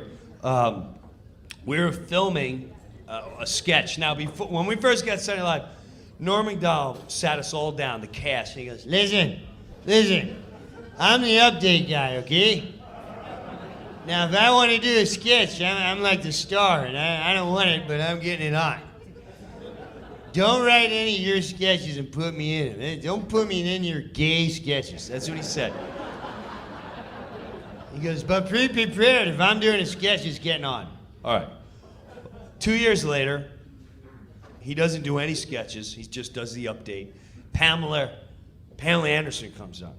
Now, whenever a beautiful woman would come on, Chris Kattan would always write a sketch where he gets to make out with the girl. And he'd always over-flirt with her, like, oh my God, you're so sexy, you're hot, I want to set you up, think you're cute, I want to go on a date, you single, I want to hot, you're sexy.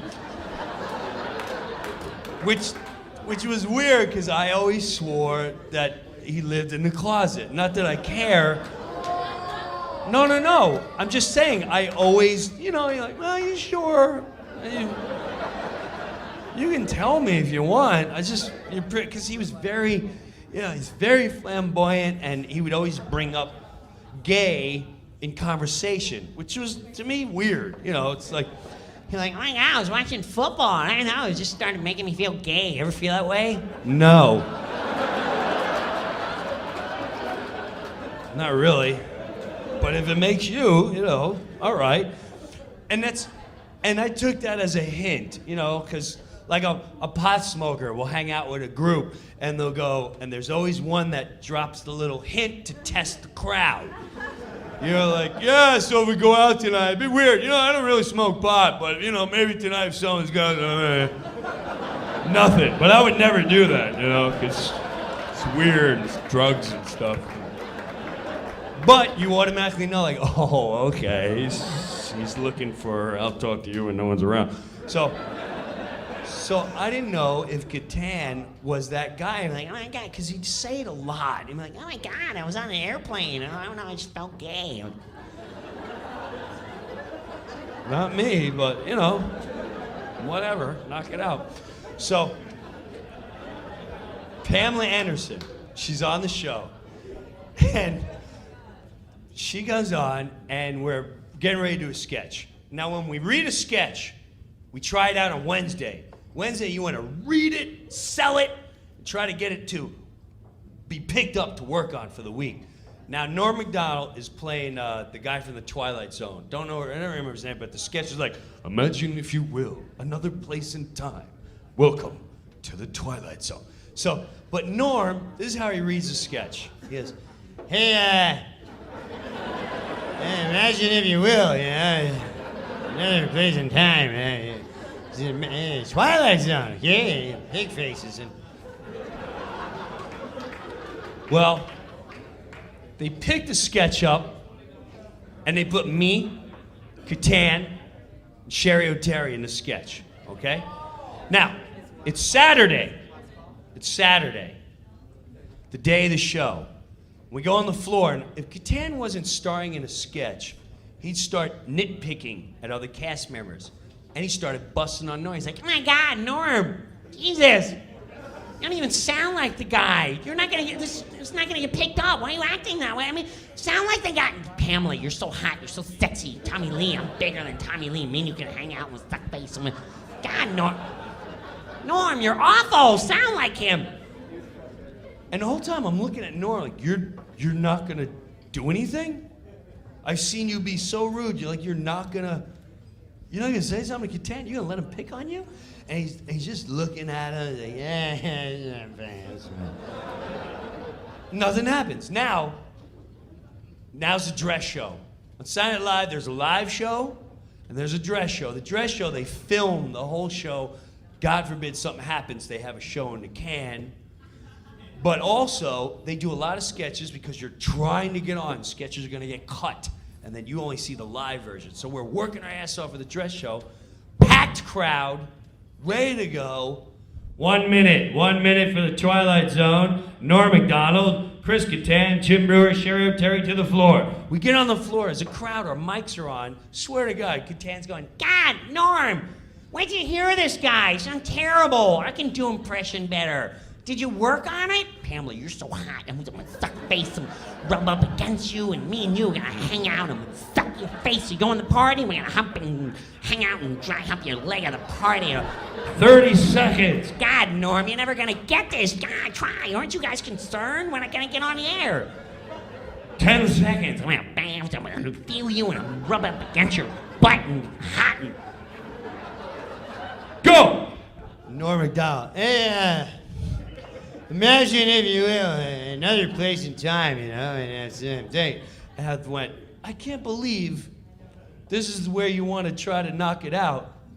And he just let it go like that. Now, when the show's over, you walk into Lorne Michaels' room. And when you go in there, there's a billboard. And it shows you what sketches are on. And when we walk in, go ahead, I'll wait for you. When we walk in, take your time, it's over there. And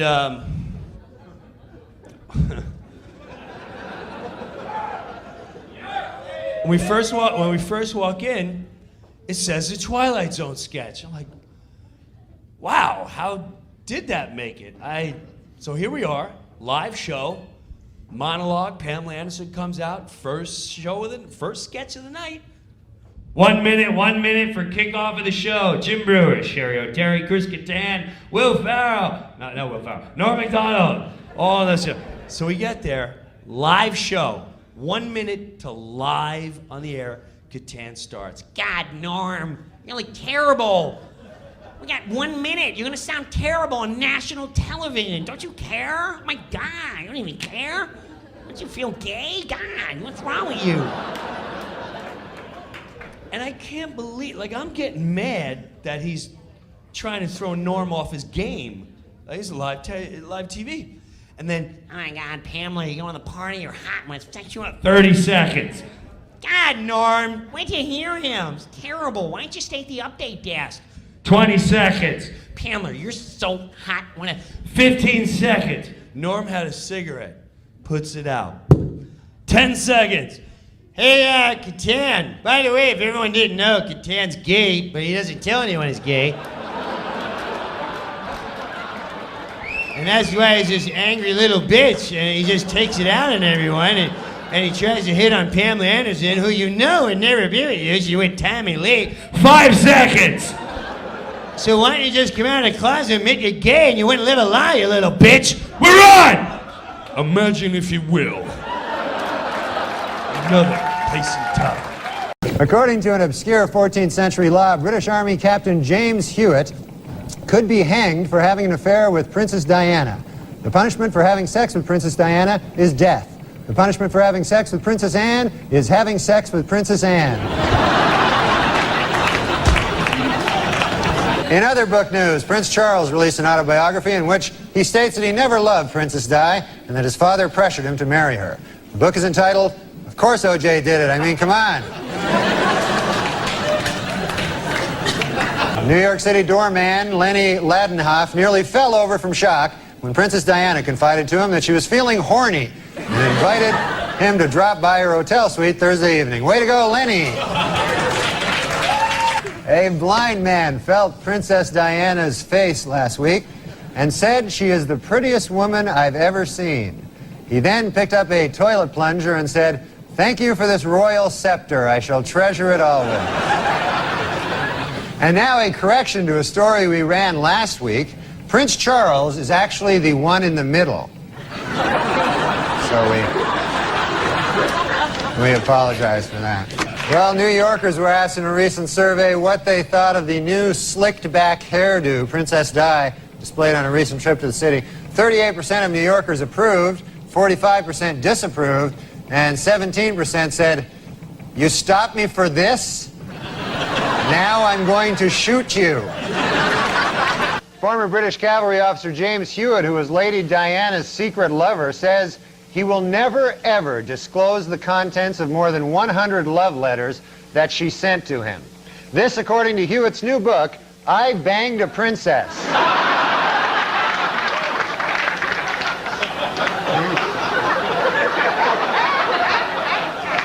In England, a much-publicized videotape of a naked Princess Diana having sex with her lover, Captain James Hewitt, has turned out to be a fake. But on the bright side, it's still a video of two naked people having sex. The Franklin Mint has announced plans to market a Princess Diana porcelain doll. And the timing of the move has made some people very unhappy. Critics charge that the doll is in poor taste, and they're even more upset about the Franklin Mint's other new offering, porcelain landmines.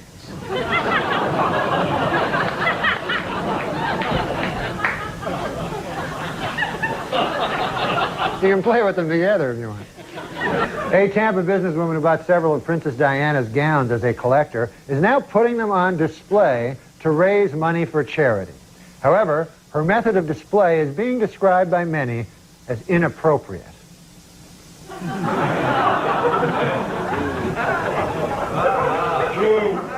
Still, for 4 bits, you know, it's a good deal.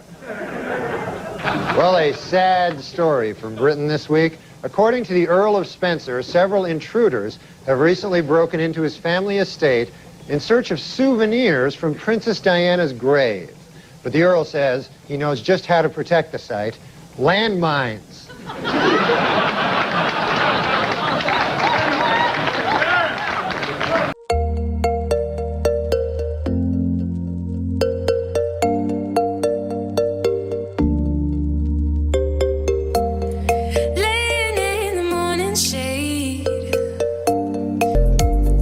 I use my time for you know what I do? I do a lot of charity work for things that people, I don't like arguing with people, you know, when they have another opinion than me.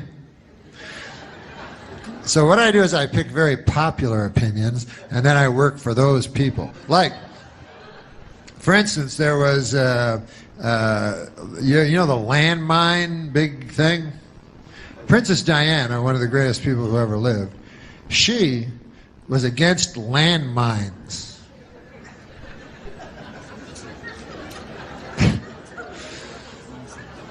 So tragically she died, you know, before her landmine crusade really got rolling, you know.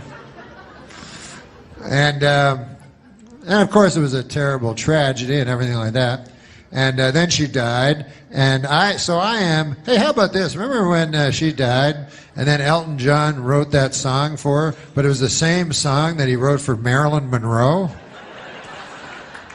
That seems like kind of a jip.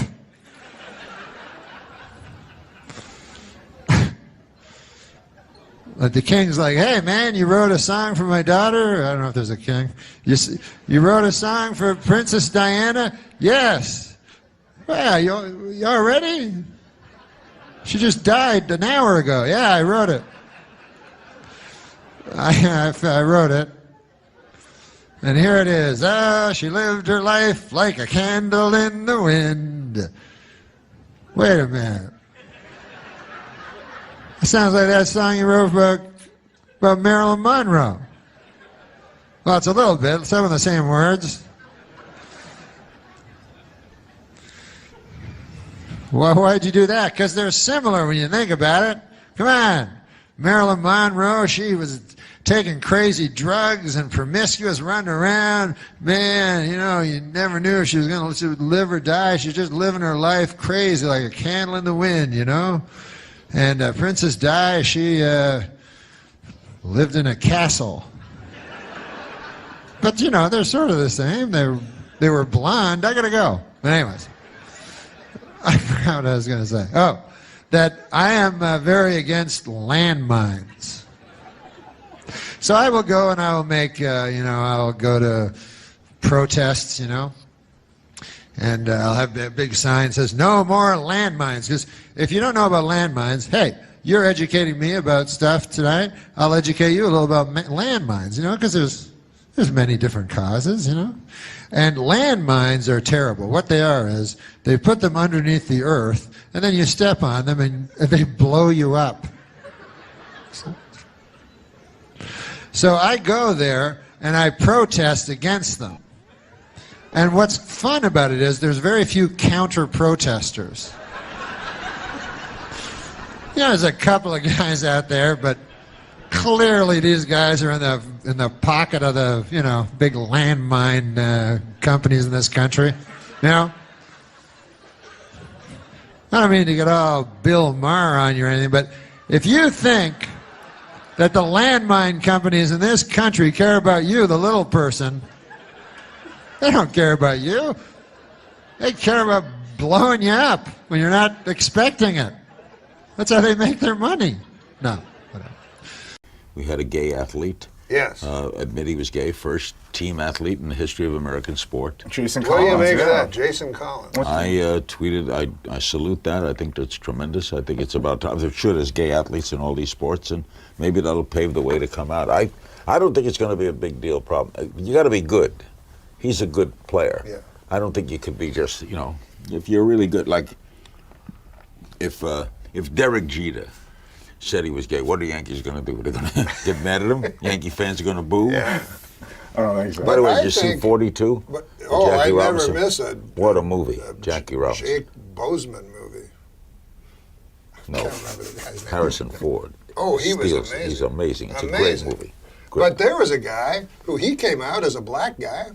Yeah. Oh, he was black. He couldn't do anything about it. Well, what do you think this guy Collins that's coming out gay? And they're saying he's brave and stuff, but to me, he's smart. Why no? It seems like a not cynical, but maybe a calculated move because he's going to be famous, world famous forever. The first he's guy. On Good Morning America tomorrow. Yeah. It's calculated, but the problem you face is you don't know what the other guy. They're going to take showers with the. That's the fear. But look, the Army's got it. They could do it every day. Yeah. I don't think. Can he score a basket? Can he play the game? No. Well, then he's in trouble. He's definitely good. And if on the first day he would attack a fellow athlete, that might not look good. And it's interesting that he came out the day after the fifth game when they could have been swept, the Celtics. And then but he's not on the Celtics. Oh, he's on the Wizards. He's on New Orleans. Oh, is he? New Orleans. Oh, is he? Okay. He was on the Celtics. He was on the Wizards. Oh, he was on. He's a 10-year veteran. He's 6'10". Right. And his twin brother, identical twin, is not gay. I was going to say, well, because we're trying to figure out the gay chromosome. You are? You and Sean? Do we know why people are gay? You don't know. Do you know why you're heterosexual? You don't know why. No, I don't know. But I think this is the thing, Larry. If they define a chromosome as or a saying gene, that you're gay or a gene, that would be abnormal. How would the gay community... It wouldn't be called abnormal. It would be called different. It would be called abnormal. Wow. Maybe the abnormal gene would be hetero. That's true. Hey, maybe the normal gene would be those Maybe ladies it would be that normal to be gay. that cut their cocks into vaginas. No, if you're looking to make it in standard television, you're not going the right route. no. You're not going the right route here. Once I get on Hulu. You're not sending this tape to CBS, are you? No, once I get on Hulu, the whole act changes. No.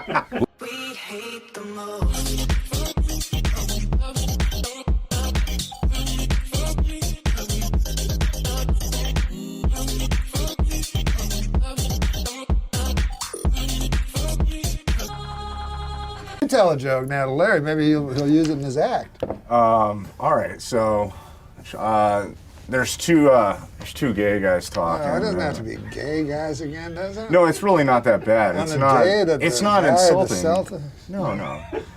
There's two gay guys. They're playing hide and seek, and No, and we're not going to do that. No, we're not going to do that joke. We're not going to do that joke.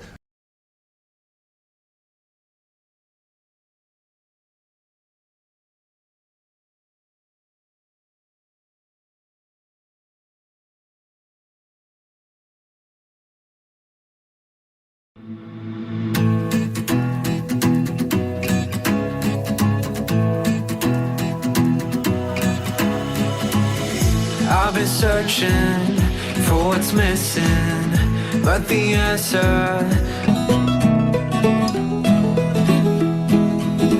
I'm just an old chunk of coal, but I'm gonna be a diamond someday. No, but Andy's a fantastic guy. I'm curious about something. And when I say, you know, I used to make jokes at 12:30 about him being gay, that's absolutely ridiculous. But when we were starting out, I will tell you one story about Andy. This is what happened. I'm scared. I was working at Art's the deli coffee shop. Deli and coffee shop, bussing tables. So Andy comes up to me and he goes, "Hey man, I got a way to make some money." I said, "What is your way?" He goes, "I'm going to become a male prostitute." Now I said, "Andy, you're not gay. It doesn't make any sense." He goes, "But a guy has to make $1." So I said, "All right, do what you want." You know? So he comes to me the next day and he says, "Hey, I'm buying breakfast." I says, "Why is that?" He says, "I made $450.05 last night." Wow. I said, "What on earth?" He goes, "Yeah, did some tricks there, you know, they call it." So I said to him, "You know, I eat steak and eggs. I eat, you know, expensive." He says, "That's all right. I made $450.05. And I said, "Well, who on earth gave you 5 cents?" He said, "Every one of them."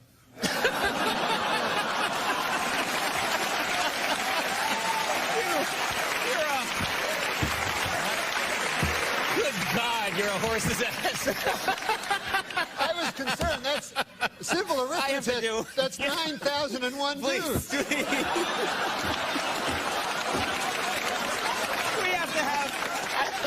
I will take a break.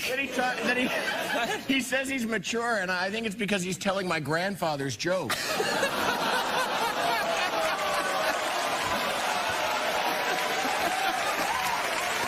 Stop it, both of you. Whoa. We're going to take a break right now.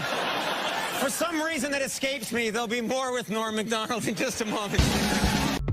Know that in this day, nobody's gonna change. You won't ever leave. On my mind again, I'm still not tired of it. Can make you want me. And I might act okay, say things will stay the same. Say I'm all I need.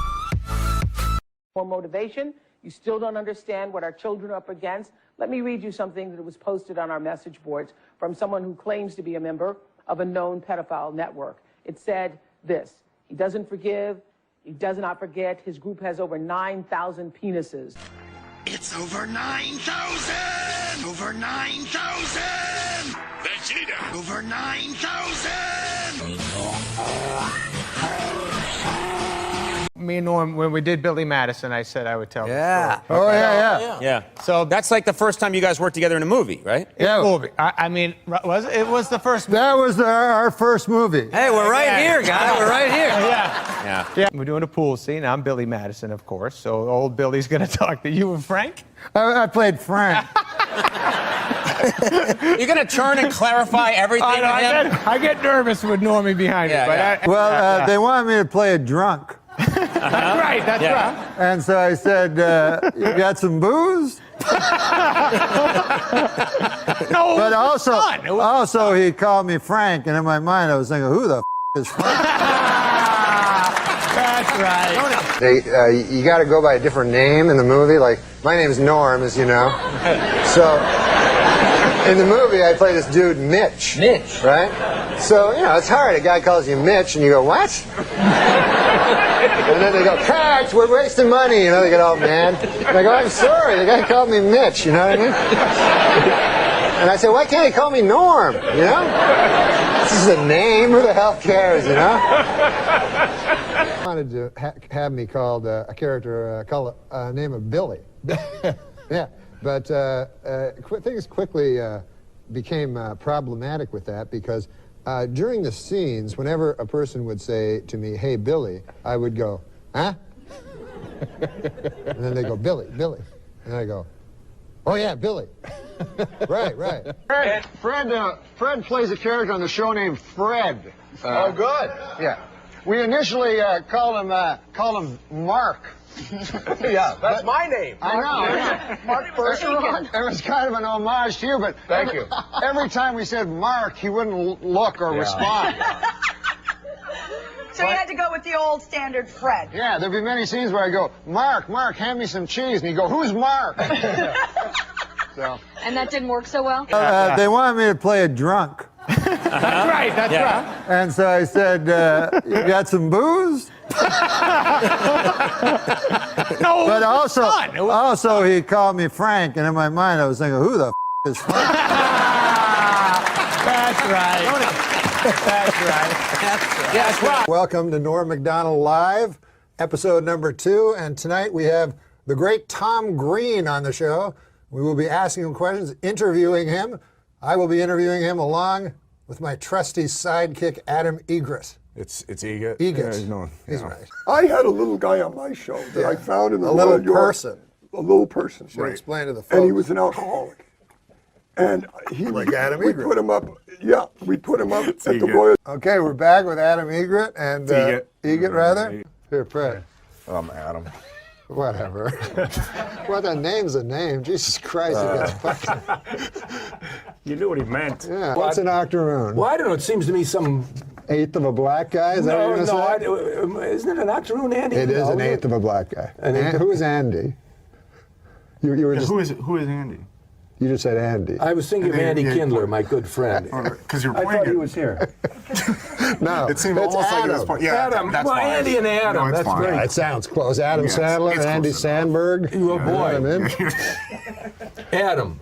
Yeah. How could I forget that? A new study shows dogs can tell when people are doling out fake praise. So I guess that's the one thing that differentiates my dog from Adam Idget. Who's Adam Idget? Oh. Just a funny name. Oh, just a funny name? Okay.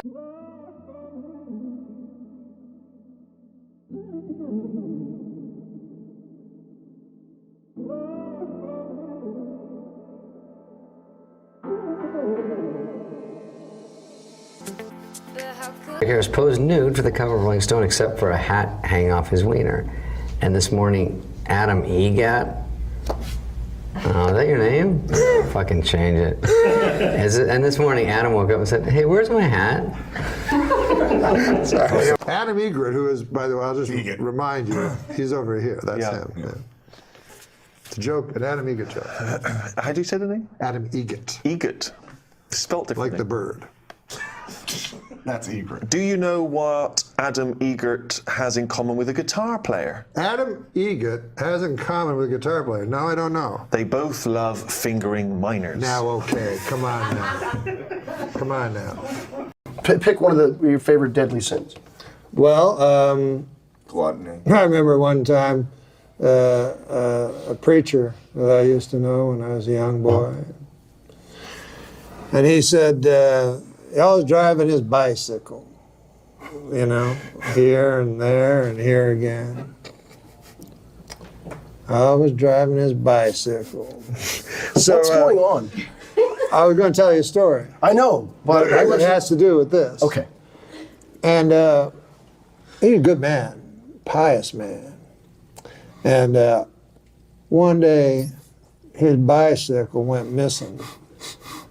So my daddy said to him, Bert, that was his name. We weren't Catholic, you know, he just called the preacher by his first name. Bert, I think I know how to find out who stole your bicycle. How would I do it? When you're when you're doing your sermon next week, you just go through the 10 Commandments. You just go through the 10 Commandments from 1 to 10. And when you hit number 8, thou shalt not steal, you look at the congregation and you'll see somebody, doing this here, you know, fiddling with his glasses. That's your thief. I'll do it, Bert says. So my daddy told me that story, and I was really hankering to see that speech that Bert was going to say that day. So he goes through the 10 Commandments. Starts from 1 right down to 10. Now he gets to 8 and speeds right through it. Speeds right through 8. My daddy said, "What the hell?" So afterwards, you get outside. Bert, what in earth happened? Number 8 was the one you were supposed to go. You know, Why'd you speed through it? Bert says, "Well, I'll tell you why. When I came to number 7 in the 10 Commandments, thou shalt not commit adultery. By golly, I remember where I put my bike." He was fucking Widow McClanahan. Then it's not adultery. She's a widow. No, but he's a man of the cloth. Oh, he's a Catholic. He's a priest. No, he's a reverend, but we have our, you know. So that's how we got there from the 7 deadly sins. Okay. Yeah. And come to think of it, I got addicted to you. Oh, no, no, no. And come to think of it, I need somebody like you. Oh, no, no, no. I need someone like you. So that's where I would inform myself. I would take, I was trying to take you, I would take lust. Yeah. Because that's what I have most for. Lust for power, lust for money, lust for your glasses. Nice. Lust for your hat. Would you ever do that? Just take in the back of your mind and just talk a regular conversation, but in the back of your mind you're coveting something. It gives you an intention. Yeah. I can't remember if I've ever used covet, but it Or gives you an lust. intention to play. Yeah. Because in improvisation, you're always, you don't have a script. No. And all you have to do is listen to what the other person said, but it gives you a point of view. So it helps, drive the scene forward. It's like having a secret. Would you suggest this for any actor, improvisational classes? Sure. Yeah. I think it's wonderful. Good stage muscle. Yeah. Yeah. Yeah, because I did stand up, and it's kind of the opposite. It's you know what I mean. You're talking to the audience. You don't have anybody to talk to. You kind of have the audience. You're just keeping them at bay. You know what I mean? You don't feel like you're in communion with the audience when you're doing stand up? Well, now I do because I just speak to the audience. But before that, no. It's I mean, if you do a Second City show and 3 minutes, 4 minutes go by without a laugh, that's okay. On stage doing stand-up, that ain't okay. Not okay, unless you're telling a really interesting story. Yeah. Or a nice joke about a preacher. Goddamn, who doesn't like them preachers? And now we're warm. Now we're warm. Well, we're warm not only by the coffee, but by fellowship. And the bon homie.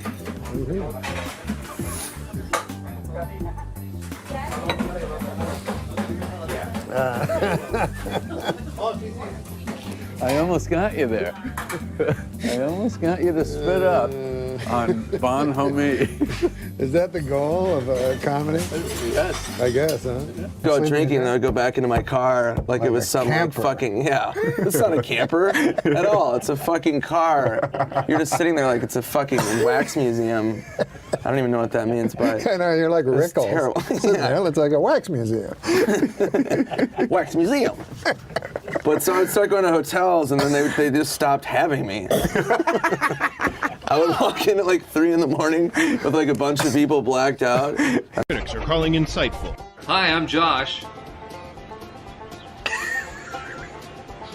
Now, I'm Norm, and we're on, what? Back on the road. And informative. It's not a bag, it's a new type of travel magazine for television. Jesus Christ, man. I'm sorry. Norm and Josh are back on the road. You told me you had a cock yesterday. Jesus Christ. You said you kept it in your ass. The tour begins. Yeah, no, there's an interesting dynamic that happens when a guy becomes way more successful and powerful than you are. Right. Which is, I don't want to phone out. I love Sandler. I talk to him a lot, but I try to limit it because he gets bugged a lot, you know? He gets People want bothered things a lot. from him. Yeah, people want things from him, so I don't want anything from him. But when I'm talking to him, I feel like he might think I want something from him or something like that. Right. You're so aware of others' feelings. Now you're killing him. What the hell are you doing? I know he's going to slam me when he says some shit like that. No, you just snotted all over yourself. I can fucking see that one coming. In other words, you a motherfucker. In other words, you're so in tune. That's not what I'm saying. You're bragging, aren't you? Now, you're saying... Now, Norm, if there's one thing about Norm is he's very in touch with other people's feelings. Norm. I've never seen a reaction like that in here. Norm, what you're saying, you know, you just vomited on yourself, and you blew snot out of your nose. Norm. There goes that mic. What I'm trying to say is... Yeah. I love dirty work. You love doing that. I think that was a great fucking movie. Right, so you what do you mean right? Why say right? I thought you didn't like it. You know, I never saw it. Well, what the fuck are you talking about? He saw Don Rickles. I'm saying that you love the experience. Why don't you do it again? Well, because nobody... It's hard to take a guy seriously after you see boogers flying out of Wait, his is there nose. snot coming out? No, Not you're anymore. fine. Now you're fine. You cleaned up okay. You look so you're going to show that in slow motion and shit? I love it. It'll be animated. Yeah. So I understand what you're saying, that there are certain guys...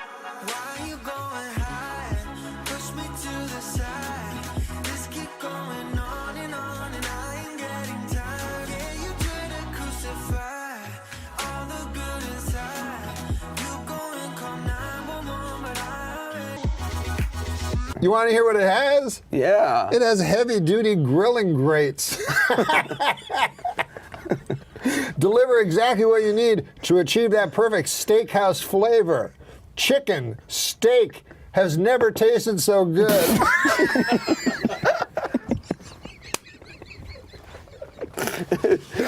Listen, no more dry meat. Try to at least do comedy. I hope most of my evolving comes from being a decent person, but I'll tell you, make no mistake about it, a lot of it comes from, I don't want to be one of these comedians on the wrong side of history. And I fucking love comedy, but if you go look at old stuff, yes. Whew, God damn it, aren't comedians today going, that's embarrassing? Yes. And by the way, you could say this, well, whenever you look at comedy 30 years later, No, Rodney Dangerfield, I'm punching the wall. I tell you, I'm all right now, but last week I was in rough shape, you know? Now, last week I told my wife I need a home improvement loan. She gave me $1,000 to move out. I'll tell you, my wife, there's always something, you know? Well, the other day I called her up. I said to her, honey, I've been thinking about the last time we had sex. I'm getting excited. She said, who is this? I'm not talking about that it's whether it was funny then or not. How much of it is racist or sexist or homophobic, fluffy, the audiences are liking it. So now I think about it today, because so quickly you can turn into doing the same thing. You're like, so you got to be very aware of it. And that's You've why got to look into the future. It's like the word retard. And finally, the Oscar nominations were announced this week, and Tom Hanks and Jodie Foster are in a heated competition in the Academy's controversial new category, Best Retard.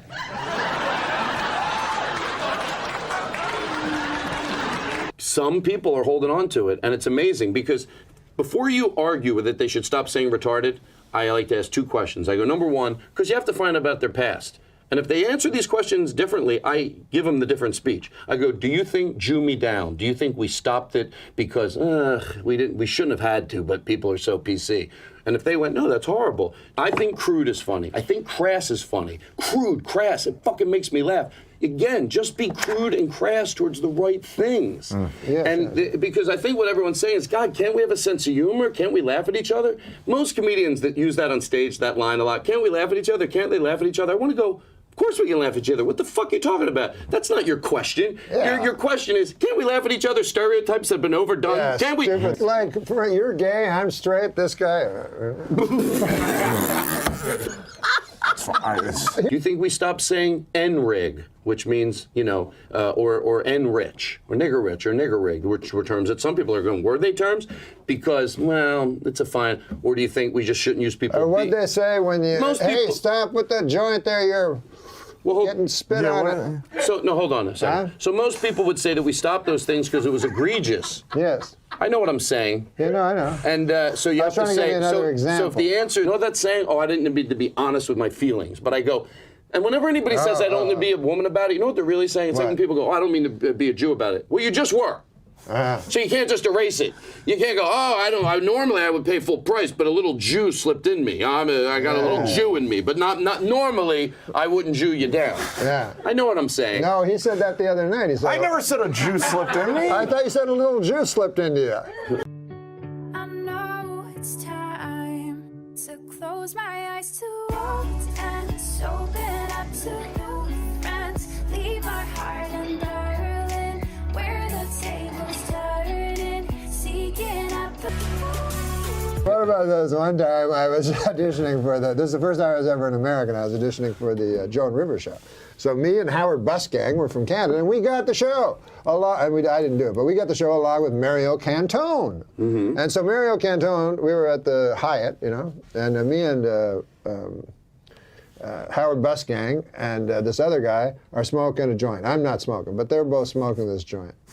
So I say, why don't you invite Mario Cantone over? I'm sure he likes it. Weed, comedians. So phone up. Mario Cantone goes, I'll be right over. So he comes over with his lover.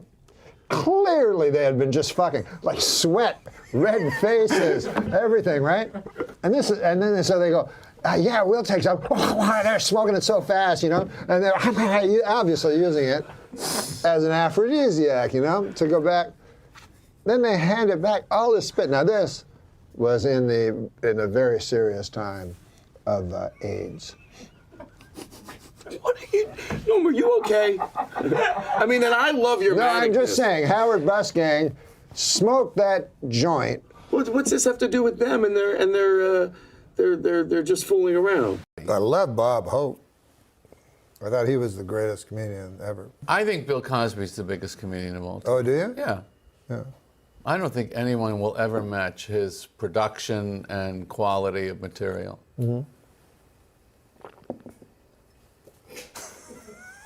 Do you like Bill Cosby? I love Bill Cosby. Yeah. Did you listen to those records when you were a kid? Sure. I mean, listen, I grew up, he was my hero, I loved him. I wanted to be just like him. Great stand. I didn't like his comedy, but I wanted to be just like him. No. What do you mean? You're sick. I'm only kidding. Okay. We went and saw him. I had maybe the greatest Bill Cosby story ever. Really? And now it's not in the top 10,000. Because I'll tell people the story. Right. And I'll constantly be interrupted by, and then did he rape you? I'm like, he didn't ever rape me. It had nothing to do with the story. There was a story you had told about your father and Bill Cosby on David Letterman. Do you think you could share that with us here right now? I remember that. Yeah, that was when I opened for Bill Cosby. Right. You want me to tell you the story? Yeah, tell the story. It was terrific. No, I opened for Bill Cosby at this college. So there's 100,000 people at the college. It's the University of Oklahoma. Can you guys hear me? Yeah, for sure. Like 100,000 people to see your show, Norm, or just? No, to see Bill Cosby. Oh, to see Bill Cosby. I was opening for him. Oh, okay. So, it's a football stadium, So they have this little tiny like stage, you know, and so I went up there and I had my suit on and everything, and then I talked and like no one laughed, like they were all just talking to each other. I don't think they even noticed me on stage, you know, and they didn't mind that I was on stage, but they they didn't boo or anything. I don't even think they saw me. So I finished my thing, and then I got off, and Bill Cosby came up, and he was wearing, and he talks like just in little, he talks like he doesn't use full sentences. So he said, why, I was wearing a suit, he goes, why this suit, you know, suit, or something like that. So I said, no, I was trying to show the respect, you know. Bill Cosby goes, college, wear the sweatshirt and the pants, you know. So he just had a sweat suit on, you know. So, anyways, he says, this shows you how good Cosby is. He's like, he was asking the girl, like from the student union or whatever. He goes, what's going on here, you know? So she goes, well, next week we're playing Tulsa, and it's a big game, you know. So then he goes on stage and he goes, we're playing Oklahoma State. He goes, Oklahoma State. So everyone cheers, right? Then he goes, Tulsa. And then everyone boos. And then he says it slower. He goes, Oklahoma State. And then everyone like goes crazy. He goes, Tulsa. He does this like 6 times, and the audience is going insane by the end of it, like cheering and booing. And then at the end he goes, next week I'll be playing Tulsa, and I'll be doing that bit in reverse. Then he laughs. Everyone laughs. So then they loved him. You know, they didn't even notice I was on stage. And so anyway, then the show ends. And then I'm talking to him, and I was telling him, because when I grew up, my dad and I would listen to Bill Cosby albums. He would love Bill Cosby, my dad. So I said, my dad loves you. He goes, where's your dad live? And I said, Ottawa. He goes, Ottawa. And then he turns to his manager guy that was with him, and he goes, Maury, aren't we playing in Ottawa? When? I thought the schedule. So then the guy goes, yeah. He goes, we're doing it in August. He goes, yes, take the man's name down, and we will. And so then he says, I will meet with your father, take him back, and we will speak. And I will put him in the front, because he will like to be, and then after. And so just put the number down on the paper. So then, like, I go to write the number down, and it occurs to me that my father's dead. So, but I don't want to say that to Bill Cosby, you know. So I just write down any fucking number. Like I just write the area code and then 7 digits. So that's the story. So then later, like a couple of months go by, and this also shows you like the power of like a guy like Bill Cosby. I was doing some lame thing on the Drew Carey show, you know, I was supposed to be a lawyer or something for one episode of the Drew Carey show. So I'm on the Drew Carey show. I'm rehearsing, and a lady runs up and she goes, Bill Cosby's on the phone, you know. So I go, what? So I go and I answer the phone, and it's there, I swear. It's Bill Cosby. So I go, hello? He goes, your father does not answer at the phone. I phoned the number, and the phone rang, and then another voice came that was a machine, and it was a person saying that the number was not used by a person and all this, you know. So I'm like, instead of just telling him, I just said, no, that's the number. That was all. I didn't know. It was impossible for me to say. But so anyway, that's the story. And then I told that story on Letterman once, and I guess Cosby saw it. And then the next day, this was when I was working on Saturday Night Live. The next day, I went to my office, and there was like 300 like things of flowers. There was flowers like everywhere in my office.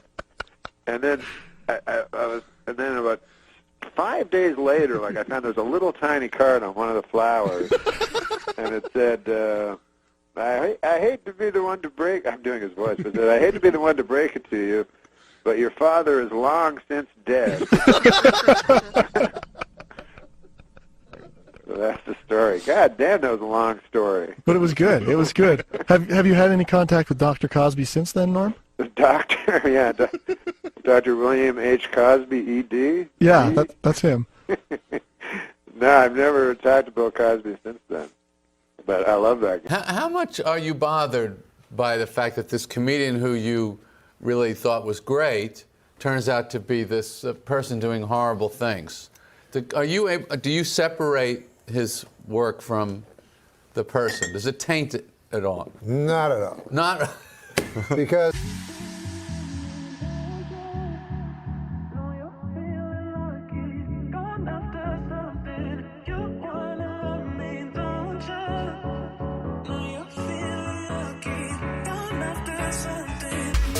listen, not at all. Listen.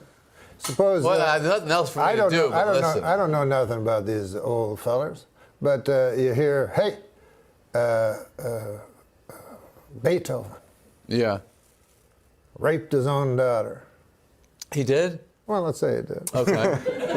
Would you give a good goddamn? Would you give a rat's ass? Yeah, I would. That's pretty bad. Pick a different crime. Different crime. Now, do you think Cosby's legacy will be hurt? Yeah. You do, huh? I mean, there was a comedian, Patton Oswalt, he told me, I think the worst part of the Cosby thing was the hypocrisy. And I disagreed. You disagree with that? Yeah. I thought it was the raping. That's my feeling. Most rapists are hypocrites. You don't meet many go, I like raping, and I know it's not politically correct, but by God, people go, well, he's not being a hypocrite, and that's the worst part. According to the EPA, it will cost an estimated $295 million to clean up toxic waste at the former Lockheed Martin military aircraft plant in California. The cause of the toxic waste? You guessed it, Frank Stallone.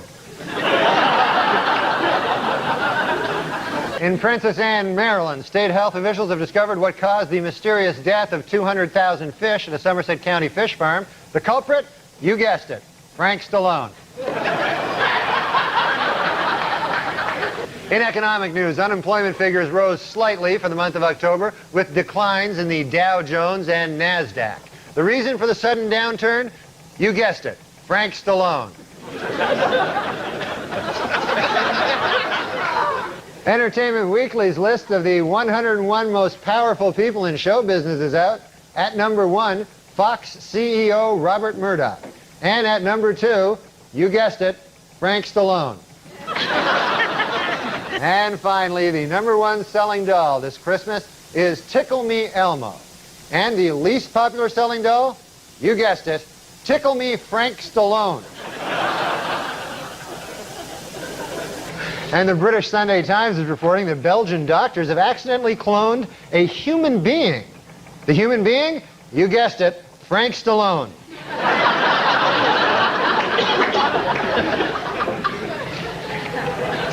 Recent photos sent from the Galileo space probe orbiting Jupiter's moon Europa suggests that it meets the conditions necessary to support a primitive life form. Just what kind of life form? You guessed it, Frank Stallone. And finally, the votes are in. And Entertainment Weekly has chosen its funniest man alive. And who is the funniest man alive? You guessed it, Frank Stallone. Congratulations, Frank Stallone. New songs on the radio sounding fake. Prince and Genesis for better anyway. Anyway. Am I just being on Weekend Update, when you anchored, Frank Stallone was often a punchline.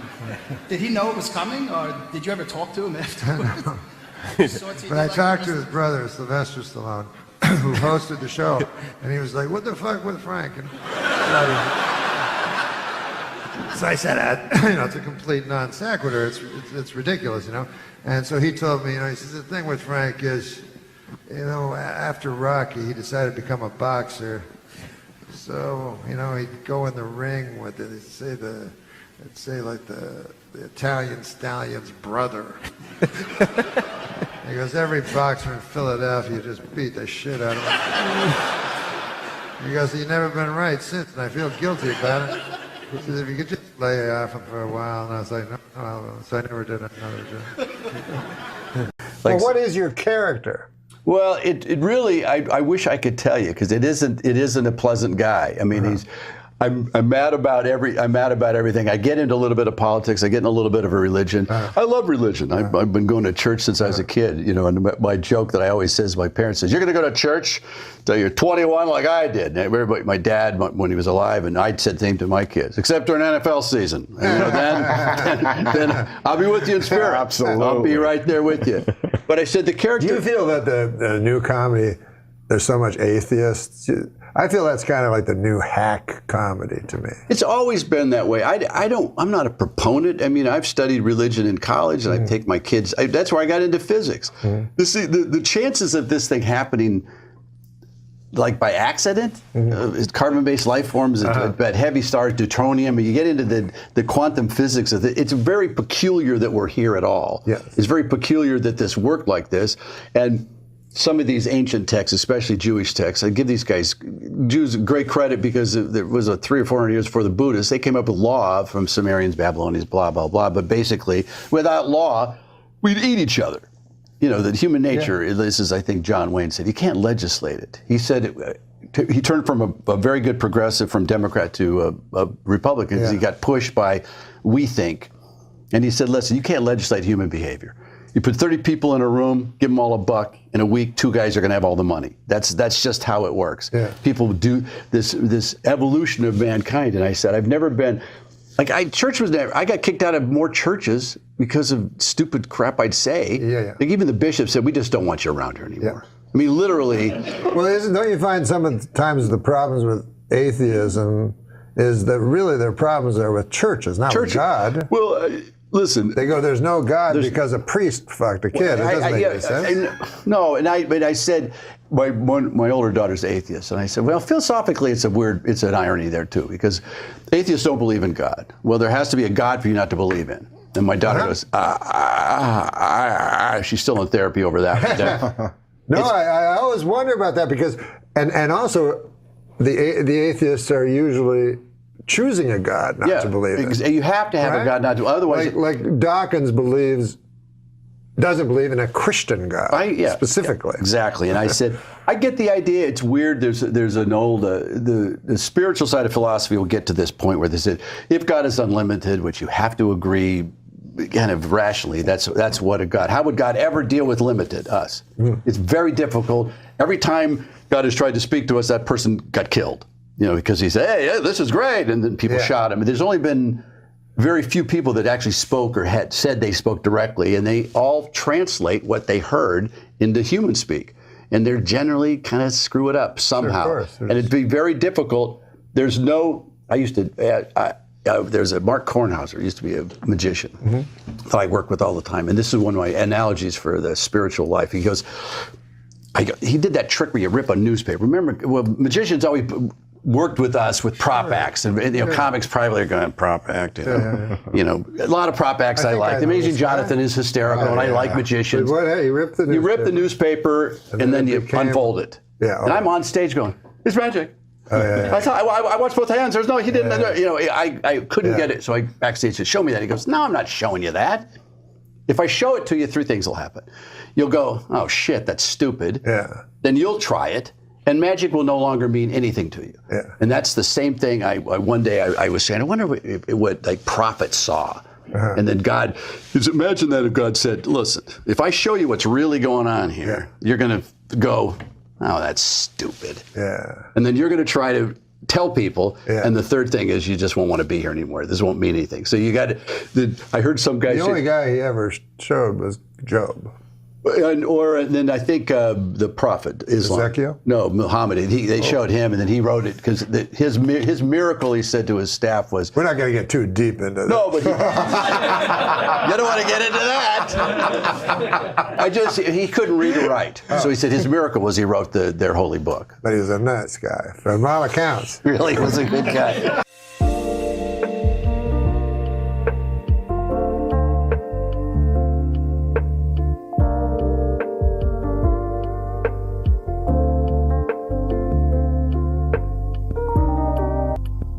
What? Learn my lesson. Break. Yeah, I guess that's the word I thought. We're supposed to take a break, and so he thought when you said take a break, then I would go. Speaking of taking a break, I'll take a break. I guess that's what he meant. Is that what he meant? He pointed to it. Yeah, he's just. Would you like to do it, Adam? You like doing that. Doing what? I don't like doing any. Yeah. Oh yeah, we're gonna take a quick break. We'll be right back with more Tim Allen. An independent study released this week confirms that President Clinton has appointed more minorities to high-level government posts than any other president. For purposes of the study, women were counted as minorities, and Attorney General Janet Reno was counted as a woman. Meanwhile, with President Clinton's second inaugural approaching, attention has turned to what the women will be wearing at the festivities. According to the White House, First Lady Hillary Rodham Clinton will wear a gown by Oscar de la Renta. Tipper Gore will appear in a Jennifer George ensemble, and Attorney General Janet Reno will be outfitted by Rochester Big and Tall.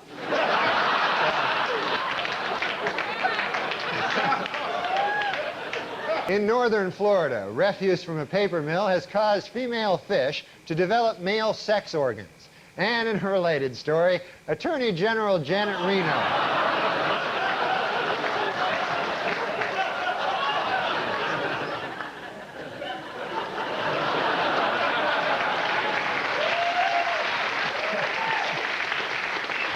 Also this week in Washington, several prominent Democrats joined Republicans in pleading with Attorney General Janet Reno to investigate fundraising abuses and also to shave.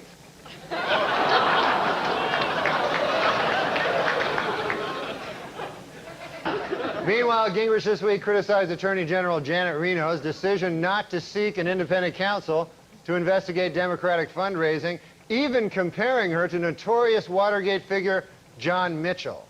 Reno called the comparison ridiculous, saying, quote, "For one thing, John Mitchell did not have a mustache."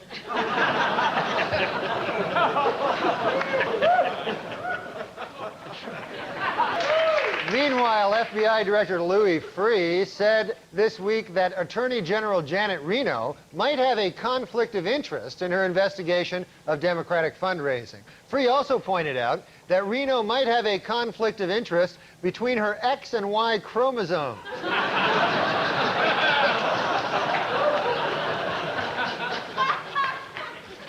Attorney General Janet Reno said this week that she is fed up with Republicans complaining to the press that she has not named an independent counsel to investigate President Clinton's fundraising. Said Reno, quote, "If these people don't like the way I'm doing my job, let them come talk to me man to man."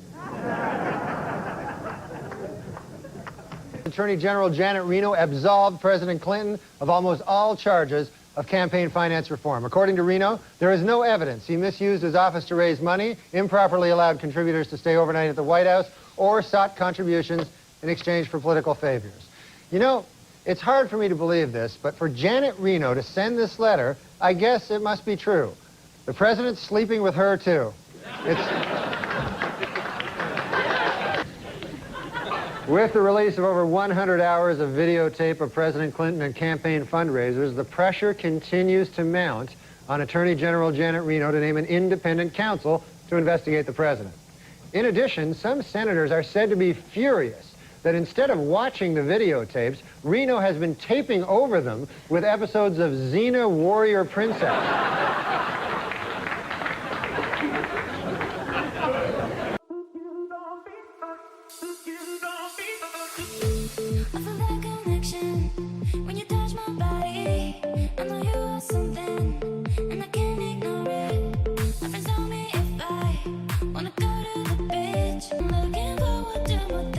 Attorney General Janet Reno has assembled a task force to determine whether federal campaign finance laws were violated by Democrats, Republicans, or both. Another task force will attempt to determine whether Attorney General Reno is a man, a woman, or both. I always think about this. I wrote it down because I wanted to make sure I got it right. This is my favorite Weekend Update joke of all time that I think about often. It is a perfect Norm joke. The richest girl in the world, billionaire Athena Onassis, celebrated her 10th birthday this week. What's it like to be the richest girl in the world? Well, to give you some idea, at the party, they had 2 cakes. The richest girl in the world, billionaire Athena Onassis, celebrated her 10th birthday this week. What's it like to be the richest girl in the world? Well, to give you some idea, at the party, they had 2 cakes.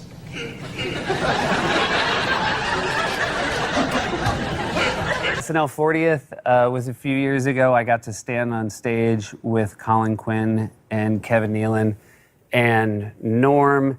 And the SNL 40th was a night where everyone just got a couple things to say. There was in an effort to find, and I remember laughing really hard, not at what Norm was saying as much as the idea that any of us thought Norm would play by anyone else's rules on any night.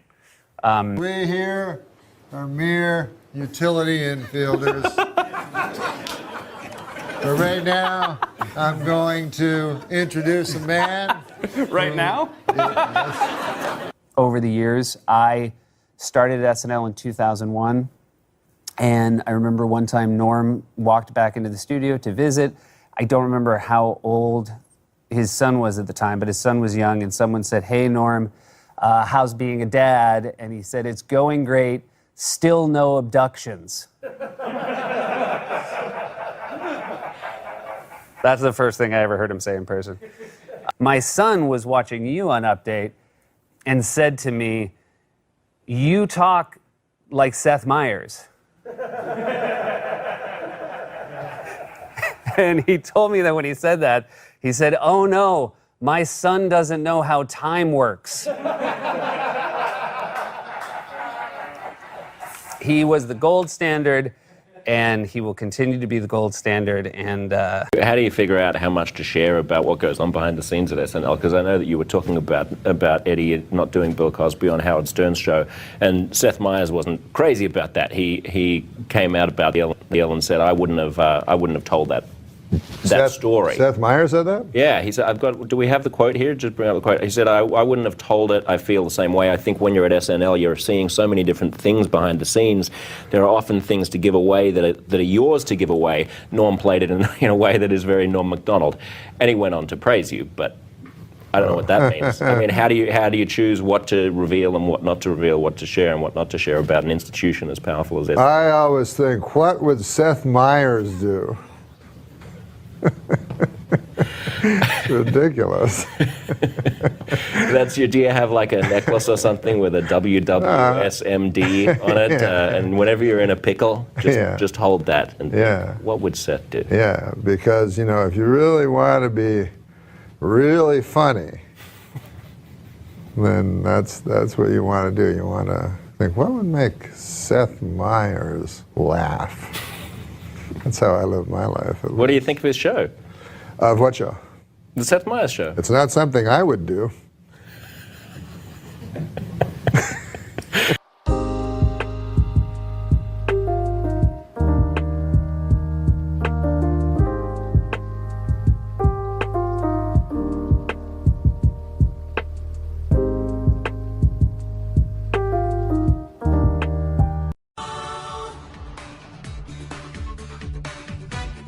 There's something about Norm MacDonald that every time he opens his mouth, I laugh. I don't know. It's just the style. It's the type of thing you can ask him anything. I mean, you remember from Saturday Night Live, and he anchored Weekend Update, and then did some OJ thing and got taken off by, what's the guy's name who took you off? I don't know. You don't remember either, yeah. Anyway, aside from having the same birthday as me, you got problems. You're wearing eyeglasses, and the reason wearing is eyeglasses because I swam for 2 days and got chlorine in my eye, and then I don't know, man. I thought I had allergies at first, but now I go, no, this feels like chlorine, like it burned my eye or something. I don't know if can actually happen. Yeah. I'll have to check the computer. I Google, computer MD, and then he tells me. Is that the way it works? That's what I do now, because I'm a bit of a hypochondriac. So it makes life easy. I'll go, and I'm reaching the age where, when you're young, you go, hey, man, my left arm hurts. Let's go, I'll have some soup. But then when you're older, you go, oh, my left arm. So it's probably nothing, but I could be having a massive heart attack. Well, if you did, that'd be great publicity for the show. Oh, I don't have one now. Oh, if you're going to do it here. Well, look, everybody'd be talking about you. I get the publicity. It would work. Yeah, it would. In a cynical world, it would work. If you had to do a show right this minute, can you just turn on a dime and do it? A comedy show? Mm-hmm. On what? Well, you're here at No, forget me. You're at Cobb's right now. I can do it, yeah. You can do it? You just turn yourself on and off? Yes, sir. Can we turn up the volume a little? Am I not talking loud enough? There you go. No, there you go. So what happened to your sports gig? That wasn't a bad show. And that's fun, man, because I knew about sports, and so it was fun to do something like, because when I did Weekend Update and we did politics, I don't know anything about politics. Oh, yeah, you do. No, I don't. Why, because you're Canadian? Because it doesn't interest me. It's gossip. It's like reality show to me. Like if I watch, sometimes I'll turn it on, and I feel like a moron. Like a guy's going, like there's a politician that I'm supposed to back or something, and he's like, I'm going to watch him. And then he goes, we got to get America working again. And I go, okay, I'm a moron. Okay. So you don't vote? This is my guy. Well, you're an American citizen, right? No. No, you're still Canada? Who's the Prime Minister of Canada? I don't know. Don't look at me. It's so inconsequential. Even when you're Canadian, you rarely remember. Because it doesn't really... it's much more... If you're a Canadian, it's much more important to know the President of the United States than the Prime Minister of Canada. And to know everybody on a hockey team. Yeah. Stephen Harper. I just got That's his name, Stephen Harper. Conservative from the West Coast. The West Coast being what, Vancouver or something like that? Maybe Alberta. I think it's Alberta. Did you sleep last night? I haven't slept like about 3 days. I've been very tired. Did I sound tired or something? Yeah, it could have fooled me, yeah. Well, I thought maybe I was getting a cold. I'm not sure. I had a sore throat. That's that. Did I shake your hand? I was warning everyone not to. Yeah, I'm paranoid. I don't. No, I am too. I'm like always that. So I thought it was just allergies with the chlorine. I don't know. I may be having like a cold or some gross thing. You think?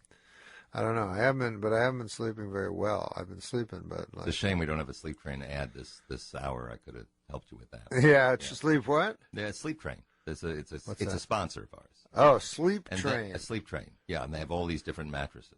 Oh, mattresses. I got a mattress. You got a mattress? Yeah, I got the hardest mattress there was in the store. What was that?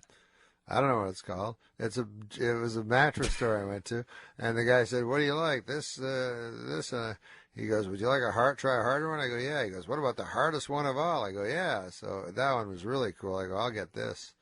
And it's worked out? Man. Doesn't seem to have. It's like sleeping on the floor. Is it really? Why don't you just sleep on the floor? It's cheaper. Well, I would, but people tell me, I don't know, people tell me I shouldn't, and I think if I roll around in a fetal position, it'd be a lot of pressure on my skeleton against the hard floor. It might be too hard. Well, you could get a pillow for that. That's a lot cheaper. Go back to the sports show. Why'd they cancel it? I don't know. I think they said low numbers, but I read you were getting like a million a night. That wasn't bad. It was good. Yeah, we had good numbers. I don't know why they didn't. I think they thought, well, I mean, there is a right thinking to when something has sports in its title, no woman will watch. Therefore, you cut the audience in half instantly, which is a bad mistake. That's not really true. A lot of women who love sports. But no, there's not. No, not that'll watch it. Oh, yeah. No, well, that's not what the numbers showed. Really? No, the vast majority of women didn't. Even when, like in testing, they'd show the show, and then women and men would like it equally, you know what I mean? But they were forced in testing to watch it. But in the thing, when it says sports on it, the lady wants to turn it to a different channel. We're much more old-fashioned than you think. Be honest with me on something. Would you be honest with me on something? Yeah, of course. Because I don't care. It's California. I'm not just really. You ripped it all? Ripped? Mm-hmm. You mean steroids? No. Oh, no. Drip? No, God, no. Then you're just tired. Then you're just tired. I mean, you just come off Why like do you're I just come enjoying life too much. Just kind of. Oh, no. Kind of rolling with God. it. I'm not enjoying life. I'm No. like, I'm either sick, I'm taking NyQuil. I haven't Oh, slept. NyQuil's like taking drugs. Well, it is kind of. Yeah, they got alcohol in there. Yeah, I know, and I don't handle alcohol at all. But, yeah, it makes you sort of like, it takes away your stuffed up nose. You know what helps? At the expense of being like sort of lightheaded. Ice cold studio helps. It is ice cold in the studio. Trying to help. I said I should have because I just came from L.A. where it was deadly hot. Like 100 degrees there. Yeah, it was insane. So, well, this is our heat wave. It's going to be like 86. Lloyd said 86 today in the that's city. Gonna be cold. That is going to be very cold. That's cold. Yeah. No, 86 is. I'm down by the water, so it should be cold there. I can imagine doing this. Also, I think my voice is real low, like because I'm so nasal for my thing. That's what I think. That's why you think I'm ripped because I realize I'm so nasal. I'm kind of slurring, and I gotta get more energy. But the energy will be very false because I'm so breathless. Would you rather be doing the show, or would you rather be me having to do the interview? 808-0810 if you want to have fun with Norm. That's the eternal question. Ain't it ever? 808-0810, Ron Owens, KGO.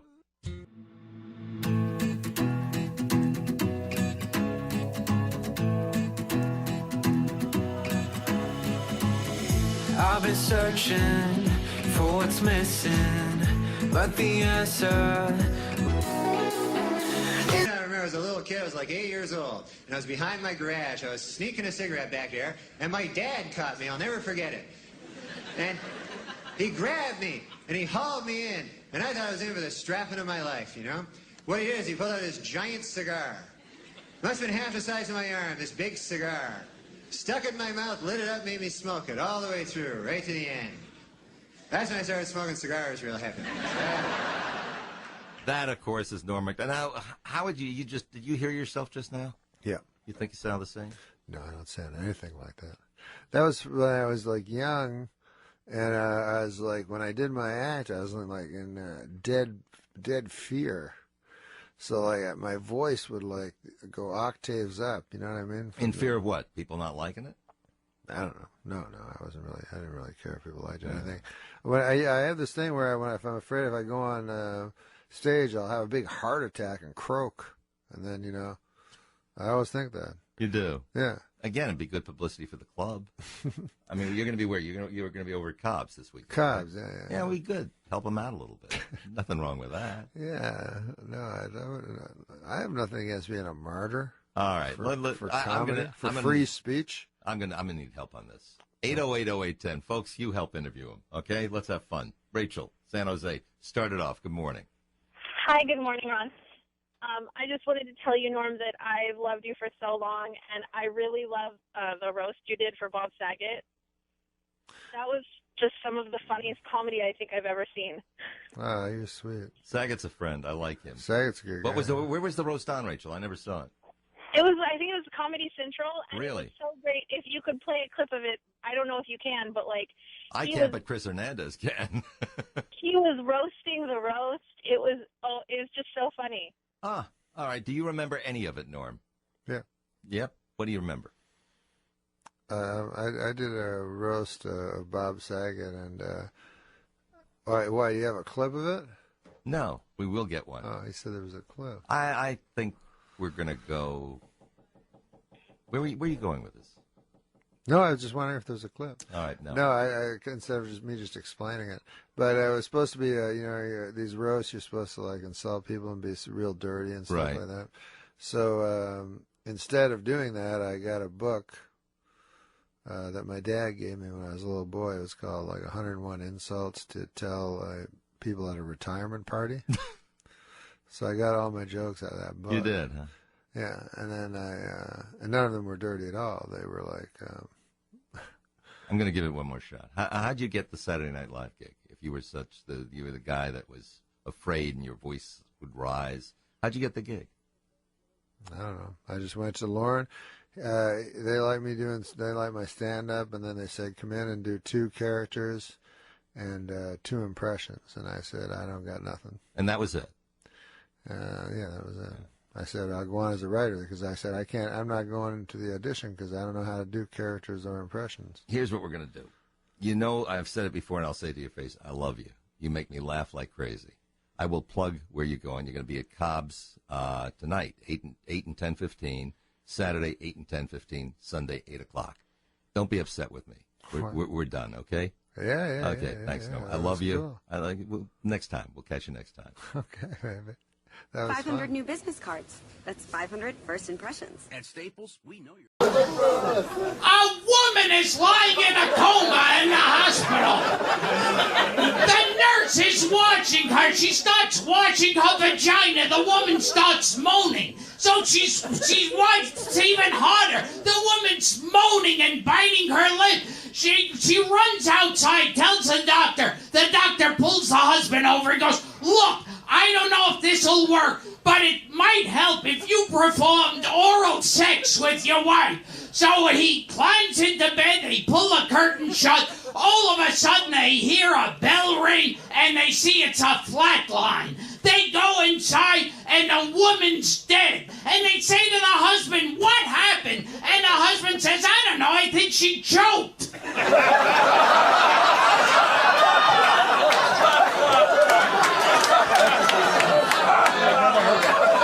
Because he had his dick in her mouth.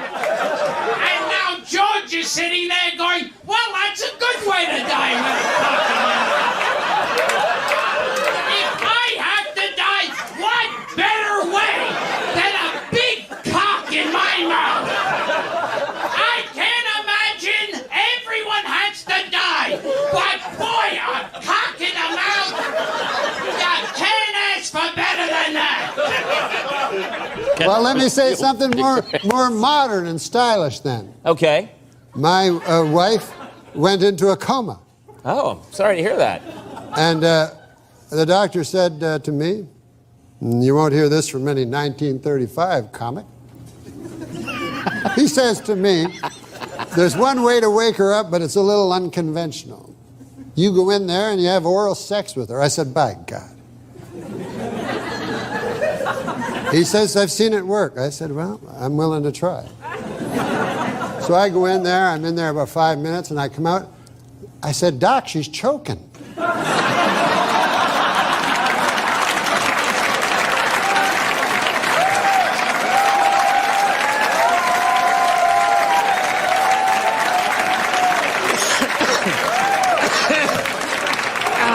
But that's modern medicine for you. That's modern medicine. We're going to take a break. I'm going to find out what's happening here. That's modern. I was at a party with a friend and I noticed you first, and you returned my gaze, knew how to quench my thirst. You took me to that room like a dream come true. The dance you performed was just for me and you. Kisses on the neck, then you work your way down. Let yourself go for me all around town. Seductively stood before me. We're going to take a little break here. Here's a message from the good people at Bosco Chocolate Syrup. We'll be back. More Norm MacDonald after this. Because millions of people don't have any food in the world, so let's eat. So much to share, so much to eat.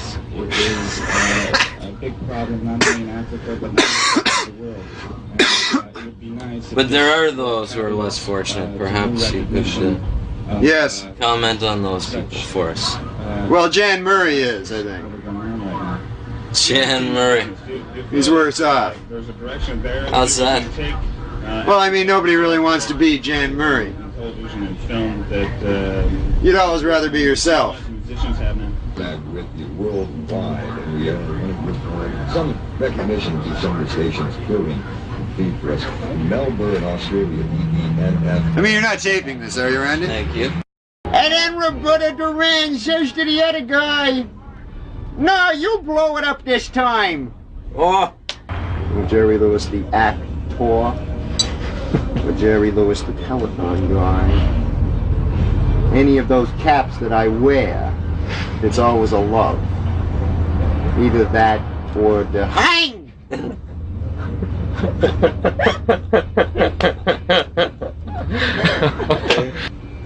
that feeling that what it is that a creative person does, whether that be as an artist or as a creative Source. You could say source, that's your word. Genius. Genius would be more my word. My next guest is Mr. Bill Cosby, the man who's done more commercials than Bruce Jenner. Dino, man, it's me. Bill couldn't be with us. I guess that's perfect. And you only have one tape with one song in it. Yeah.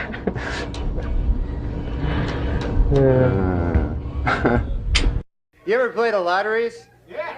Man, I never played them. But you ever get a lottery ticket, somebody give it to you as a gift, like for Christmas or something? I always thought that was the weirdest gift to give somebody, a lottery ticket, you know? So here you go. Nothing. That's nothing at all there. From me to you, a worthless hunk of cardboard. That's all it is, unless it pays off, you know? And that'd be worse. Imagine giving a guy a lottery ticket for Christmas that wins. You call a guy from like a week later, go, yeah, what's that, Bill? Yeah, I remember that ticket I give you. 14 million bucks, huh? Ah! Well, Merry Christmas to you then. What'd you get me again? Oh, you had a cup. Oh, that was some cup, too, wasn't it? Guess no chance of that cup skyrocketing in value in the next little while, is there? You dirty dog! Oh, thanks. How you guys doing, all right? The weirdest show I ever see, the dating game? That's a weird show. The prize on the dating game, another contestant. Talk about cheap, you know, they chuck you somebody else.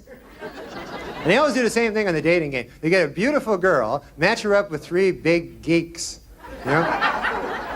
Last week they had a guy, I was like a crazy guy, loony bin, psycho, wingnut, crazy guy. You can tell by the way they introduce him, you know, they go, bachelor number 2 is a shadowy, lurking character. From no fixed address, please welcome. Guy comes shambling into the studio, well-thumbed copy of Catcher in the Rye sticking out of his back pocket area. And then they made the girls ask those questions. They always be laced with sexual innuendo, you know. Girl got to go, bachelor number 2, if I were a popsicle.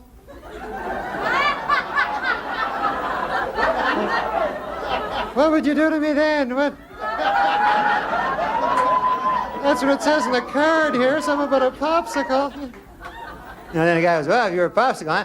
Well, first of all, I guess I'd take your wrapper off. If you know what I mean. Then I'd grab a hold of your sticks. If you know what I mean. Then I'd press you against the counter till you're broken too.